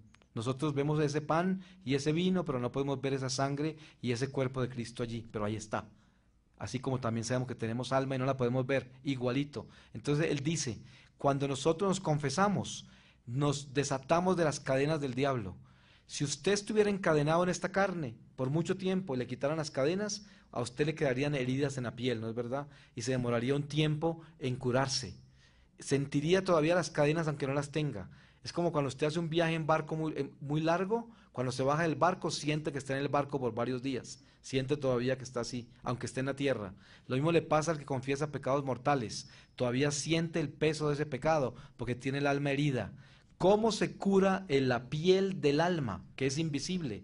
Con la invisibilidad del misterio de la transustanciación, que es la Eucaristía, que es el cuerpo y la sangre de Cristo, que vienen a reparar esa alma herida. Por eso el Señor dice, entre más en gracia te mantengas y más comunión recibas, más se repara en tu alma las huellas que dejaron las cadenas de Satanás por el pecado. Entonces, esas huellas, esas heridas, son las que se tienen que curar en el purgatorio si no nos curamos acá. Porque el purgatorio es como un hospital de soldados de Cristo heridos. Eso es lo que es el purgatorio. Y no podemos entrar hasta que no estemos perfectamente sanos para poder caminar a la gloria celestial a reportarnos a nuestro Rey. El Señor dice, entonces entendamos que la reparación comienza cuando nosotros nos arrepentimos de verdad y no pecamos más. Entonces el alma empieza a sanarse con esa Eucaristía, entre más la recibamos. El dolor más grande de un católico cuando se muere es darse cuenta de todas las gracias que desperdició por no ir a comulgar cuantas veces pudo. ¿Por qué? Porque imagínese que usted está en su casa por la mañana oyendo radio, viendo novelas, haciendo toda clase de cosas, gastándose una hora en el baño o en el desayuno porque tiene que ir a trabajarse, sabiendo que si hubiera ahorrado un poco de tiempo haciendo las cosas, hubiera podido ir a la misa acerca de su casa donde el Rey del cielo personalmente viene a traerle su propio cuerpo y su propia sangre. Y si usted pudiera comulgar todos los días, tendría la fortaleza para defenderse del diablo durante ese día. Y además, esa Eucaristía dentro de usted como sagrario le puede ayudar a salvar muchas almas en el camino, porque lo va a inspirar a orar por los demás, a interceder, a pedir perdón, a hacer muchas cosas santas por la presencia de la Eucaristía. Y por eso hay tantas almas en el purgatorio católicas que están sufriendo por ese desperdicio de gracias que vivieron. Como también hay muchas almas en la iglesia pagando los pecados de irreverencia a la iglesia, porque la iglesia, cuando entramos a ella, estamos entrando directamente al cielo. Yo también tengo una enseñanza que el Señor me inspiró, que se llama la experiencia mística de la Eucaristía, que es todo lo que sucede en la misa que no podemos ver. Si uno entiende eso, si uno supiera lo que sucede ahí, entraría de rodillas al templo y de rodillas se quedaría hasta que salga, porque está en presencia del Rey y de toda la corte celestial. Y cuando se lee la palabra de Dios, viene el profeta, viene el salmista y el apóstol en persona a leer la palabra. ¿Y cuál es el favorito robo de Satanás al católico? Robarle la palabra de Dios. La mayoría de los católicos, si se entrevistan saliendo de la iglesia, no se acuerdan de quién era el evangelio que leyeron. ¿Por qué? Porque si se le roba el verbo, entonces cuando se hace carne, que es en Eucaristía, usted no recibe la misma cantidad de gracia que si hubiera escuchado el verbo antes de hacerse carne. Y por eso es que los robos que hay en iglesia del diablo son inmensos para aquellos que no están completamente centrados en la devoción y la reverencia a la presencia de Dios en la iglesia. Y por eso se elevan y no se acuerdan de la palabra de Dios. Entonces la Eucaristía es una Eucaristía desnutrida porque no encontraron el verbo y la carne que reciben está bien débil. Entonces, después de esto, el Señor me muestra esto. En el Señor, como veía todo, yo veía un océano de pureza. Y les puedo comparar con esto. Si usted se acuesta sobre el pasto verde que está perfectamente cortado, usted ve un océano verde. Pero si se enfoca en las hojitas del pasto, ve millones de hojitas de pasto. Lo mismo me pasó a mí viendo ese océano de pureza que yo veía en Jesús. Era el cielo. Y ese océano de pureza eran espíritus de Dios. Y cuando los detallé, veía millones incontables de espíritus. Notaba cuáles eran los espíritus que habían sido creados puros, que nosotros llamamos ángeles cuando vienen de mensajeros a nosotros. Y también notaba cuáles se habían purificado desde la carne, que nosotros llamamos santos. Y miren que les voy a hablar de una cosa, les voy a hablar de una criatura, ya no de Jesús, que es Dios mismo, sino de una criatura, la criatura más hermosa de las criaturas, la Virgen María. De ese océano de pureza, veo yo una persona. Cuando ustedes miran una vela, que está una llama de una vela, y están orando, por ejemplo en el Santísimo, a veces nosotros tenemos experiencias místicas con la llama, y de repente parecemos ver la presencia de un ángel o de la Virgen o algo. A muchas personas le pasan eso, y eso más o menos fue lo que me empezó a pasar a mí mirando a ese océano de pureza que estaba lloviendo. Y ahí viene como una llama azul y blanca muy hermosa, y encuentro a la Virgen María. Y me doy cuenta que yo había vivido una orfandad espiritual toda mi vida desde que me fui a la iglesia. Yo ya no conocía a María, ni sabía quién era María, porque había abandonado mi iglesia. Y no sabía que tenía un gran vacío en mí, que era un vacío maternal. Y entonces en ese momento se me llenó y sentí la alegría más increíble. Y me di cuenta que estaba dentro de su vientre y me comunicaba a ella por intermedio de un cordón umbilical espiritual, y por intermedio de ese cordón umbilical todo lo que salía de mí hacia Jesús se iba por intermedio de ella, y todo lo que venía del Señor hacia mí se venía por entre ella. Era como una puerta perfecta, y se me sentía como si fuera a nacer al Señor desde ella. Pero en ese momento me entró el pánico y la vergüenza, y sentía como si fuera a ser abortado el vientre de ella por el territorio en que estaba parado. Y ella, de la misma manera que el Señor, que tenía esa misericordia tan grande por mi vergüenza, me mostró que ella nunca me abandonó y que nunca me iba a dejar salir de su vientre, y que todos nosotros somos sus hijos, aunque no la conozcamos, y todos estamos en el vientre. Y la preocupación de ella más grande es perder uno de esos hijos del vientre, porque ella siempre quiere que todos nazcan, pero desafortunadamente muchos nacen muertos. Entonces me mostraba la misericordia, y me hablaba tanto la Madre de lo que era la oración, la devoción, el rosario, todo esto. Algunas cositas poquitas les voy a explicar porque ya les tengo mucho tiempo acá, pero voy a decirles esto. La Madre me muestra que la oración empieza en este momento. Cuando usted decide orar, en ese momento se ilumina como una antorcha y queda en presencia de todo el cielo. Y esa antorcha que usted se convierte tiene un combustible. Ese combustible se llama la devoción que usted va a practicar cuando decidió orar. Pero el acto de amor más grande hacia Dios es cuando el corazón siente esa necesidad de orar.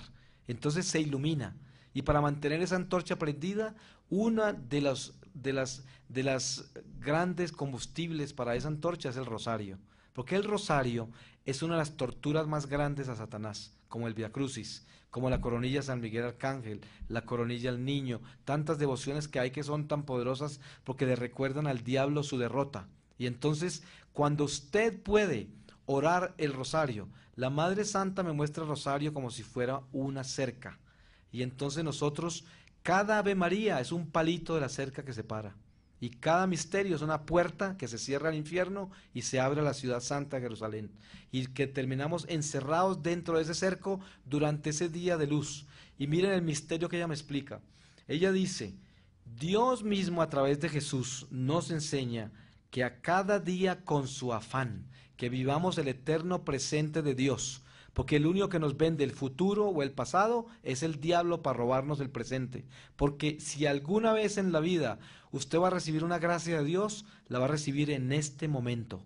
Entonces, ¿qué hace el diablo? Ponerle usted en este momento a pensar en la cocina de la casa, en lo que va a pasar mañana, en lo que estaba haciendo ayer, en todo menos en lo que estoy diciendo yo, para robársele la gracia que usted puede recibir en este momento.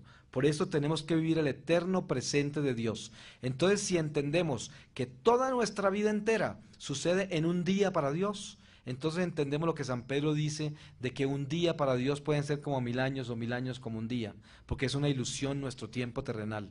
Por eso el Señor dice, a cada día con su afán, no te preocupes del mañana, mira las aves del campo que no tienen sembrados ni nada y Dios les da la comida, por eso no te preocupes por lo demás, confía en Dios y no te des por aludido que mañana vas a estar vivo. Mire que el Señor dice, el ser humano es tan pretencioso que es capaz de sentarse en su casa a preocuparse de muerte por los problemas que va a tener mañana, cuando Dios todavía no le ha dado ese mañana. Así de pretencioso es. El Señor dice, si fuéramos humildes, estaríamos viviendo el día de hoy haciéndolo bien, que si Él nos da el mañana, nos va a salir aún mejor. Y por eso tenemos que entender ese eterno presente de Dios, y en eso se entiende el rosario. ¿Qué hace el rosario? Durante ese día que el Señor le dio, lo protege del diablo si usted lo hace bien. Pero si usted está rezando una Ave María y se eleva, pues ese palito le quedó en el suelo y por ahí se entra el mal, entonces usted no se cercó perfectamente. Por eso es mejor que se devuelva y haga el Ave María otra vez, para que usted pueda hacer el cerco bien hecho. Y hay personas que no tienen tiempo de rezar un rosario seguido porque están muy ocupados, pero es igual, usted puede construir el cerco durante el día, hacer una buena década bien concentrado, y después de una hora hacer otra década y otra y construir el rosario. Y con el tiempo va a ser tan práctico eso, que va a ser capaz de hacer 5 rosarios en el día de a década, porque ese es un ejercicio espiritual muy poderoso. Lo ideal sería que lo hiciera todo seguido, pero si no puede, por lo menos hágalo así, que es igual de válido. Lo importante es que usted quede dentro del cerco, protegido de todas las huestes del mal que no pueden entrar ahí. Ahora, si usted quiere torturar, absolutamente torturar hasta el último diablo que esté alrededor suyo y al lado de su comunidad, récese un Vía Crucis completamente concentrado. Porque usted lo que hace ahí es arrastrar los infiernos hacia la oscuridad más horrible y se van todos de su lado, porque no lo resisten. Y si usted encomienda a una persona con un Vía Crucis, tenga la seguridad que por encadenada que esté al diablo, se le van a aflojar las cadenas. Porque el diablo no resiste estar al lado de esa persona mientras usted está rezando por ella. Y por eso es que cuando intercedemos por nuestros hermanos que están en pecado, no podemos orar por los pecados mortales de ellos, porque solo ellos pueden salvarse de eso con el arrepentimiento, pero sí podemos aflojarle las cadenas del diablo que los tienen apresados. Y el Señor me coloca en un juicio que yo lo llamo un juicio corto, pero ese juicio si hubiese sido todo el juicio de todos mis pecados, yo me hubiera condenado, porque mi alma estaba condenada. Yo estoy aquí hablándoles a ustedes por misericordia de Dios. Y entonces en ese juicio les voy a contar 2 pecados para terminar ya este testimonio. El primer pecado es un pecado de adulterio a los 21 años de edad. El Señor me muestra en la cafetería de Hamburgo, en la universidad, yo estoy con una actriz alemana, y los dos somos los actores principales de una obra de teatro clásica alemana que tiene mucha sexualidad. Nosotros dos decidimos que era mejor para la obra consumar el acto sexual en el escenario, hacerlo de verdad. Y el Señor me dijo, impureza es impureza, así la disfraces con arte. Y me mostró que era un adulterio, que yo estaba casado. Y encima de eso, fue tan grave ese pecado que durante una semana ella y yo pervertimos todo el público que nos veía a nosotros. Entonces cargamos con los pecados de toda la gente que estaba ahí. Y después me muestra a mí y me dice esto: en el sacramento del matrimonio, Dios nos une a los dos en una sola persona, en una sola carne. Igual, en la fornicación y el adulterio, nos unimos a la otra persona en una carne de maldición y quedamos en una sola carne. Entonces el Señor me mostró a mí con esa mujer en medio de ese adulterio y nos convertimos en una sola persona. Y tenía yo los brazos míos y los de ella, la cabeza mía y la de ella, las piernas de ella y la mía, en un solo cuerpo como un monstruo. Me parecía como uno de esos dioses hindúes que yo tenía en mi casa, que tienen varios brazos y piernas. Así me parecía, un monstruo así. Y entonces, ¿qué sucede? Yo tenía el pánico más horrible porque el diablo me hacía sentir que me iba a quedar así como un monstruo por el resto de la eternidad. Y el diablo me mostraba que yo nunca podría entrar al cielo, y así me sentía yo, como el más inmundo de todos, y estaba doblado. Y en ese momento empiezo a sentir del cielo la intercesión. Mire que antes de nosotros cometer un pecado mortal, hay una batalla entre nuestro ángel guardián, los ángeles que nos protegen y los ángeles del diablo que nos quieren tumbar. Y nosotros mismos nos encargamos de derrotar nuestro propio ejército de Dios que nos protege, porque decidimos el pecado. Y ese mismo ejército, esos mismos santos, la misma Virgen María, en el momento que estamos en presencia de Dios, todavía abogan por nosotros para que nosotros mismos no nos encerremos en la oscuridad. Nos defienden de nosotros mismos, porque yo mismo era el que quería irme para la oscuridad eterna, por la vergüenza y la rabia que tenía de haber cometido ese pecado. Entonces, ¿qué sucede? Que yo siento la intercesión del cielo, y esa intercesión me dio la fuerza, y toda llegaba a través de la Virgen María. Pero por el Espíritu Santo yo sabía cuál ángel era el que intercedía, cuál santo, todo eso. Y entonces me levanté un poco para mirar la roca, no para mirar al Señor. Y en ese momento la roca se diluyó en moléculas flotantes y yo me fundí entre la roca y el Señor me perdonó el pecado y me separó del territorio del diablo y sentía una alegría increíble. Pero volví a aparecer en el agua y otro pecado aún peor apareció. Y así era mi juicio, en esa forma. Era algo increíblemente doloroso. Y por último les voy a contar los pecados de la lengua. Yo siempre le recomiendo a la gente meditar en la carta de San Santiago, del apóstol Santiago, sobre la lengua, que tiene una reflexión muy hermosa sobre la lengua. Pero miren qué sucede con la lengua. Cuando nosotros no tenemos conciencia de lo que es la lengua, el diablo utiliza nuestra lengua como un látigo y con eso castiga a toda la gente que nos rodea.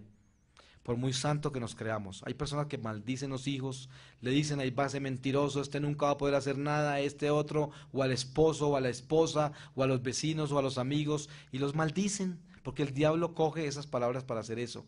Háganse de cuenta esto, mire, el ángel es intelecto puro, por lo tanto no tiene que pensar, todo lo hace instantáneo. Cuando usted está en gracia de Dios, los ángeles de Dios lo pueden ayudar instantáneamente a tomar el curso correcto para las cosas. El Señor compara eso en esta forma. Hay un cieguito que entra acá y viene tambaleándose por allá. Todos nosotros nos vamos a asegurar que ese cieguito no se caiga, que ese cieguito se siente donde es y encuentre lo que necesita. ¿No es verdad? Este cieguito le pasa eso, que entró a un lugar de gente buena, ¿cierto? Si entrara a un lugar de muchachos malos o algo, lo llevarían para que se caiga, se aporree y no le ayudan en nada. Eso sucede con el que está en gracia de Dios. Es el cieguito del espíritu que va caminando por este destierro sin saber por dónde va, pero los ángeles de Dios lo llevan para todas partes y se aseguran de que no se vaya a tropezar y que se vaya para el lugar que debe y encuentre lo que necesita. Ese es el cieguito de Dios. El cieguito que está en pecado mortal, se lo llevan los diablos a jugar con él y lo llevan para el abismo eterno y lo hacen perder. Entonces, cuando yo estoy viendo esto de la lengua, veo esto.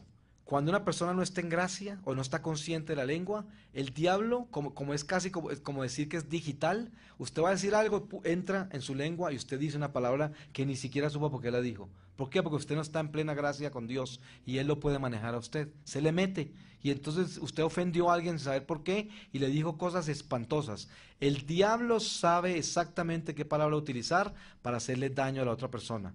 Usted a veces no entiende por qué una persona se ofendió tanto con lo que le dijo, cuando usted realmente no pensó mucho de eso y no creía que esa palabra fuera tan grave. Pues usted no pensó que era grave, pero el diablo sí sabía que era muy grave, porque esa palabra le iba a hacer mucho daño al otro. Entonces eso sucede con la palabra. Es como si un diablo saltara encima de la palabra, como si la palabra fuera un caballo, y el diablo de jinete se fuera a hacerle daño a todo el mundo con esa palabra. Y por eso es tan grave la lengua. Toda palabra que sale de nuestra boca está en presencia de Dios. Mire que nuestra vida es como un libro, todo está anotado. Si nosotros queremos reconciliarnos con Dios, todo se borra, pero tenemos que hacerlo con una veracidad, con una honestidad y sinceridad para que eso verdaderamente se borre. Entonces yo regreso al cuerpo y tengo convulsiones y me doy cuenta, después de muchos estudios que yo he hecho con teólogos, calculamos que esta experiencia mística duró más o menos 8 horas. Eso es lo que calculamos. Ahora no se puede calcular en términos espirituales cuánto duró eso, porque todo lo que tengo infuso en mi corazón sigue fluyendo. Yo no tengo esto en memoria ni en mi intelecto. Y si usted ve 10 testimonios que yo he dado, todo lo que es la experiencia mística nunca es igual. Siempre salen cosas diferentes, porque es de acuerdo a las personas que están aquí presentes, que el Señor escoge lo que Él les quiere decir de lo que tengo infuso en mi corazón y fluye hacia afuera.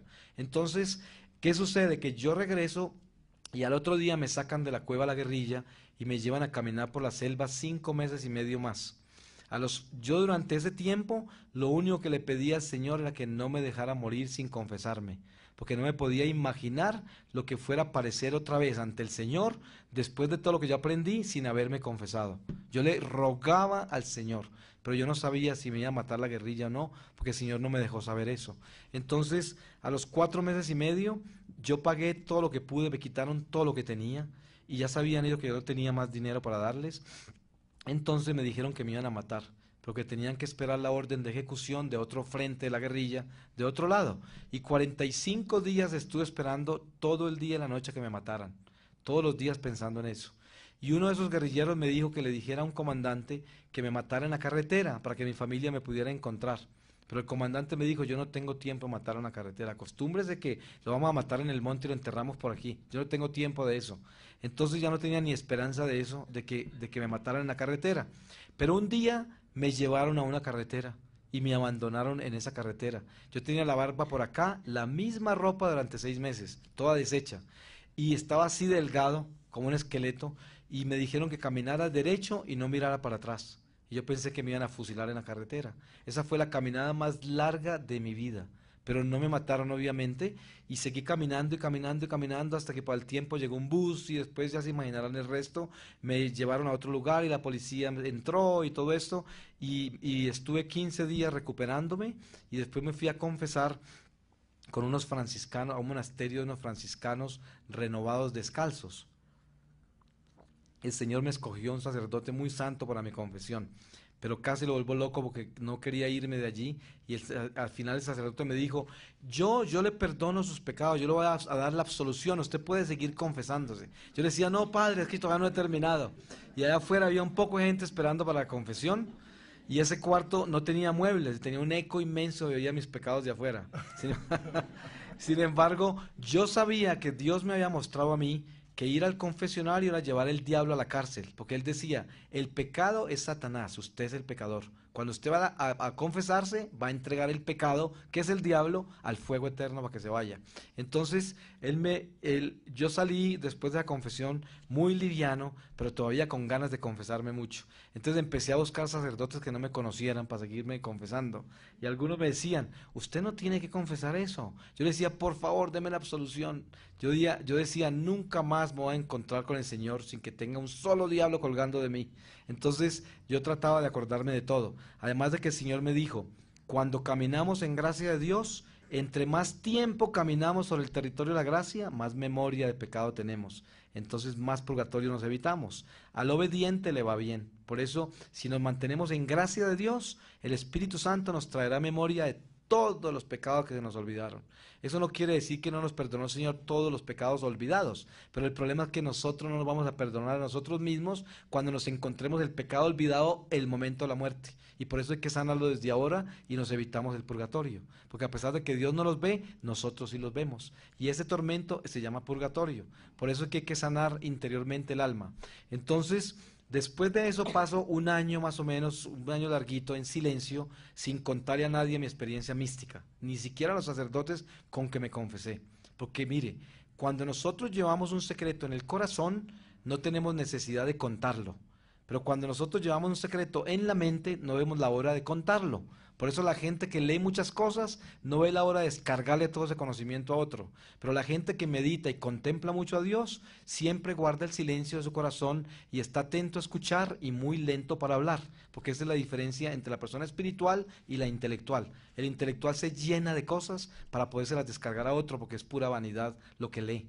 Entonces, eso no quiere decir que nosotros no debemos enseñar, pues claro que sí, pero enseñarlo no por vanidad, sino para la gloria de Dios, para ayudarle a nuestros hermanos a que abran su conciencia.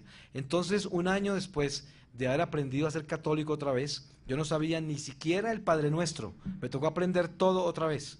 Y después de un año, una vez vine a Bogotá de vacaciones desde California en una Semana Santa, y el domingo de Ramos, en misa de 12, yo llegué un poco tarde para encontrar una silla y estaba en el atrio, porque estaba lleno de gente en la iglesia. Y desde el atrio yo veía un crucifijo inmenso que colgaba encima del altar, era lo único que podía ver del altar.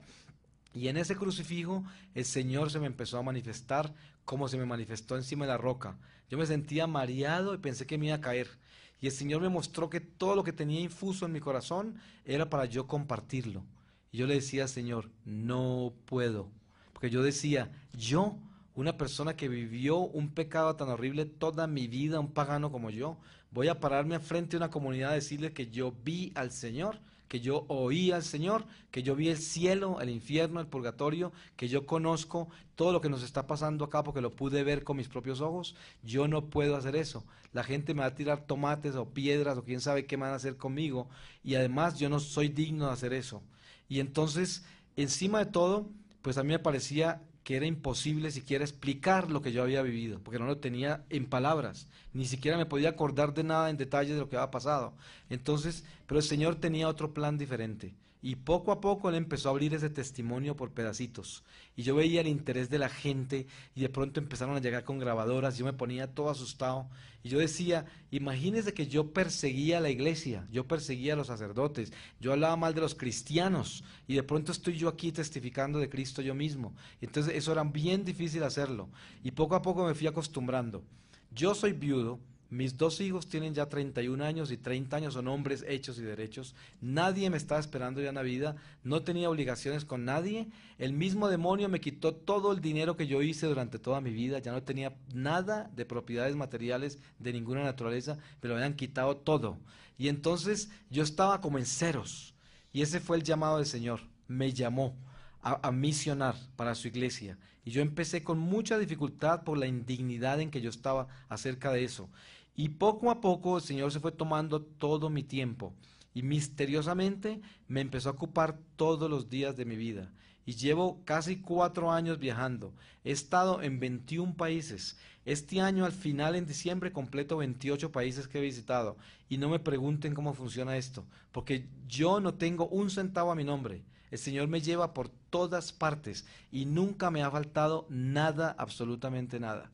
Nada, porque todo me lo da Él. Pero yo tampoco necesito nada porque no quiero nada. Porque yo les digo a ustedes, me pueden traer todos los tesoros de este mundo. Y yo probé muchos de esos, porque tuve la oportunidad de tener mucho dinero, fama, todo lo que ustedes quieran. Viajé por el mundo, me tomé todos los vinos del infierno, en las fiestas del infierno, por todo el planeta. Pero si me traen todo eso hoy, nada de eso me podrá quitar lo que yo llevo en mi corazón, que se llama Jesucristo.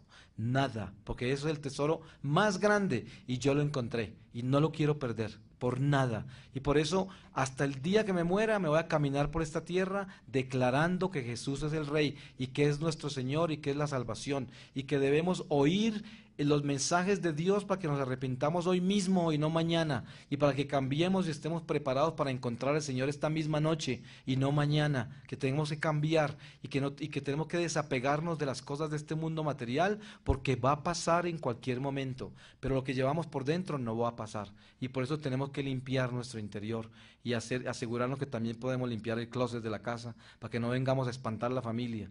¿Cuántas veces hay almas por allá haciendo ruidos y la gente manda a llamar a un sacerdote para que exorcicen el espanto que hay ahí, y de pronto es la mamá o un abuelo que no regaló las camisas? Entonces, por eso, que no nos convirtamos en el espanto de la familia, sino en el santo de la casa. En eso que debemos hacer nosotros. En vez de espanto, en santo. Ese es el camino de Dios. Por eso yo le pido esta noche al Señor que los bendiga cada uno de ustedes en una manera muy especial y que nos dé la gracia a todos los que estamos aquí presentes de encontrarnos en el cielo un día, porque esa es nuestra casa. Que el Señor los bendiga y muchas gracias.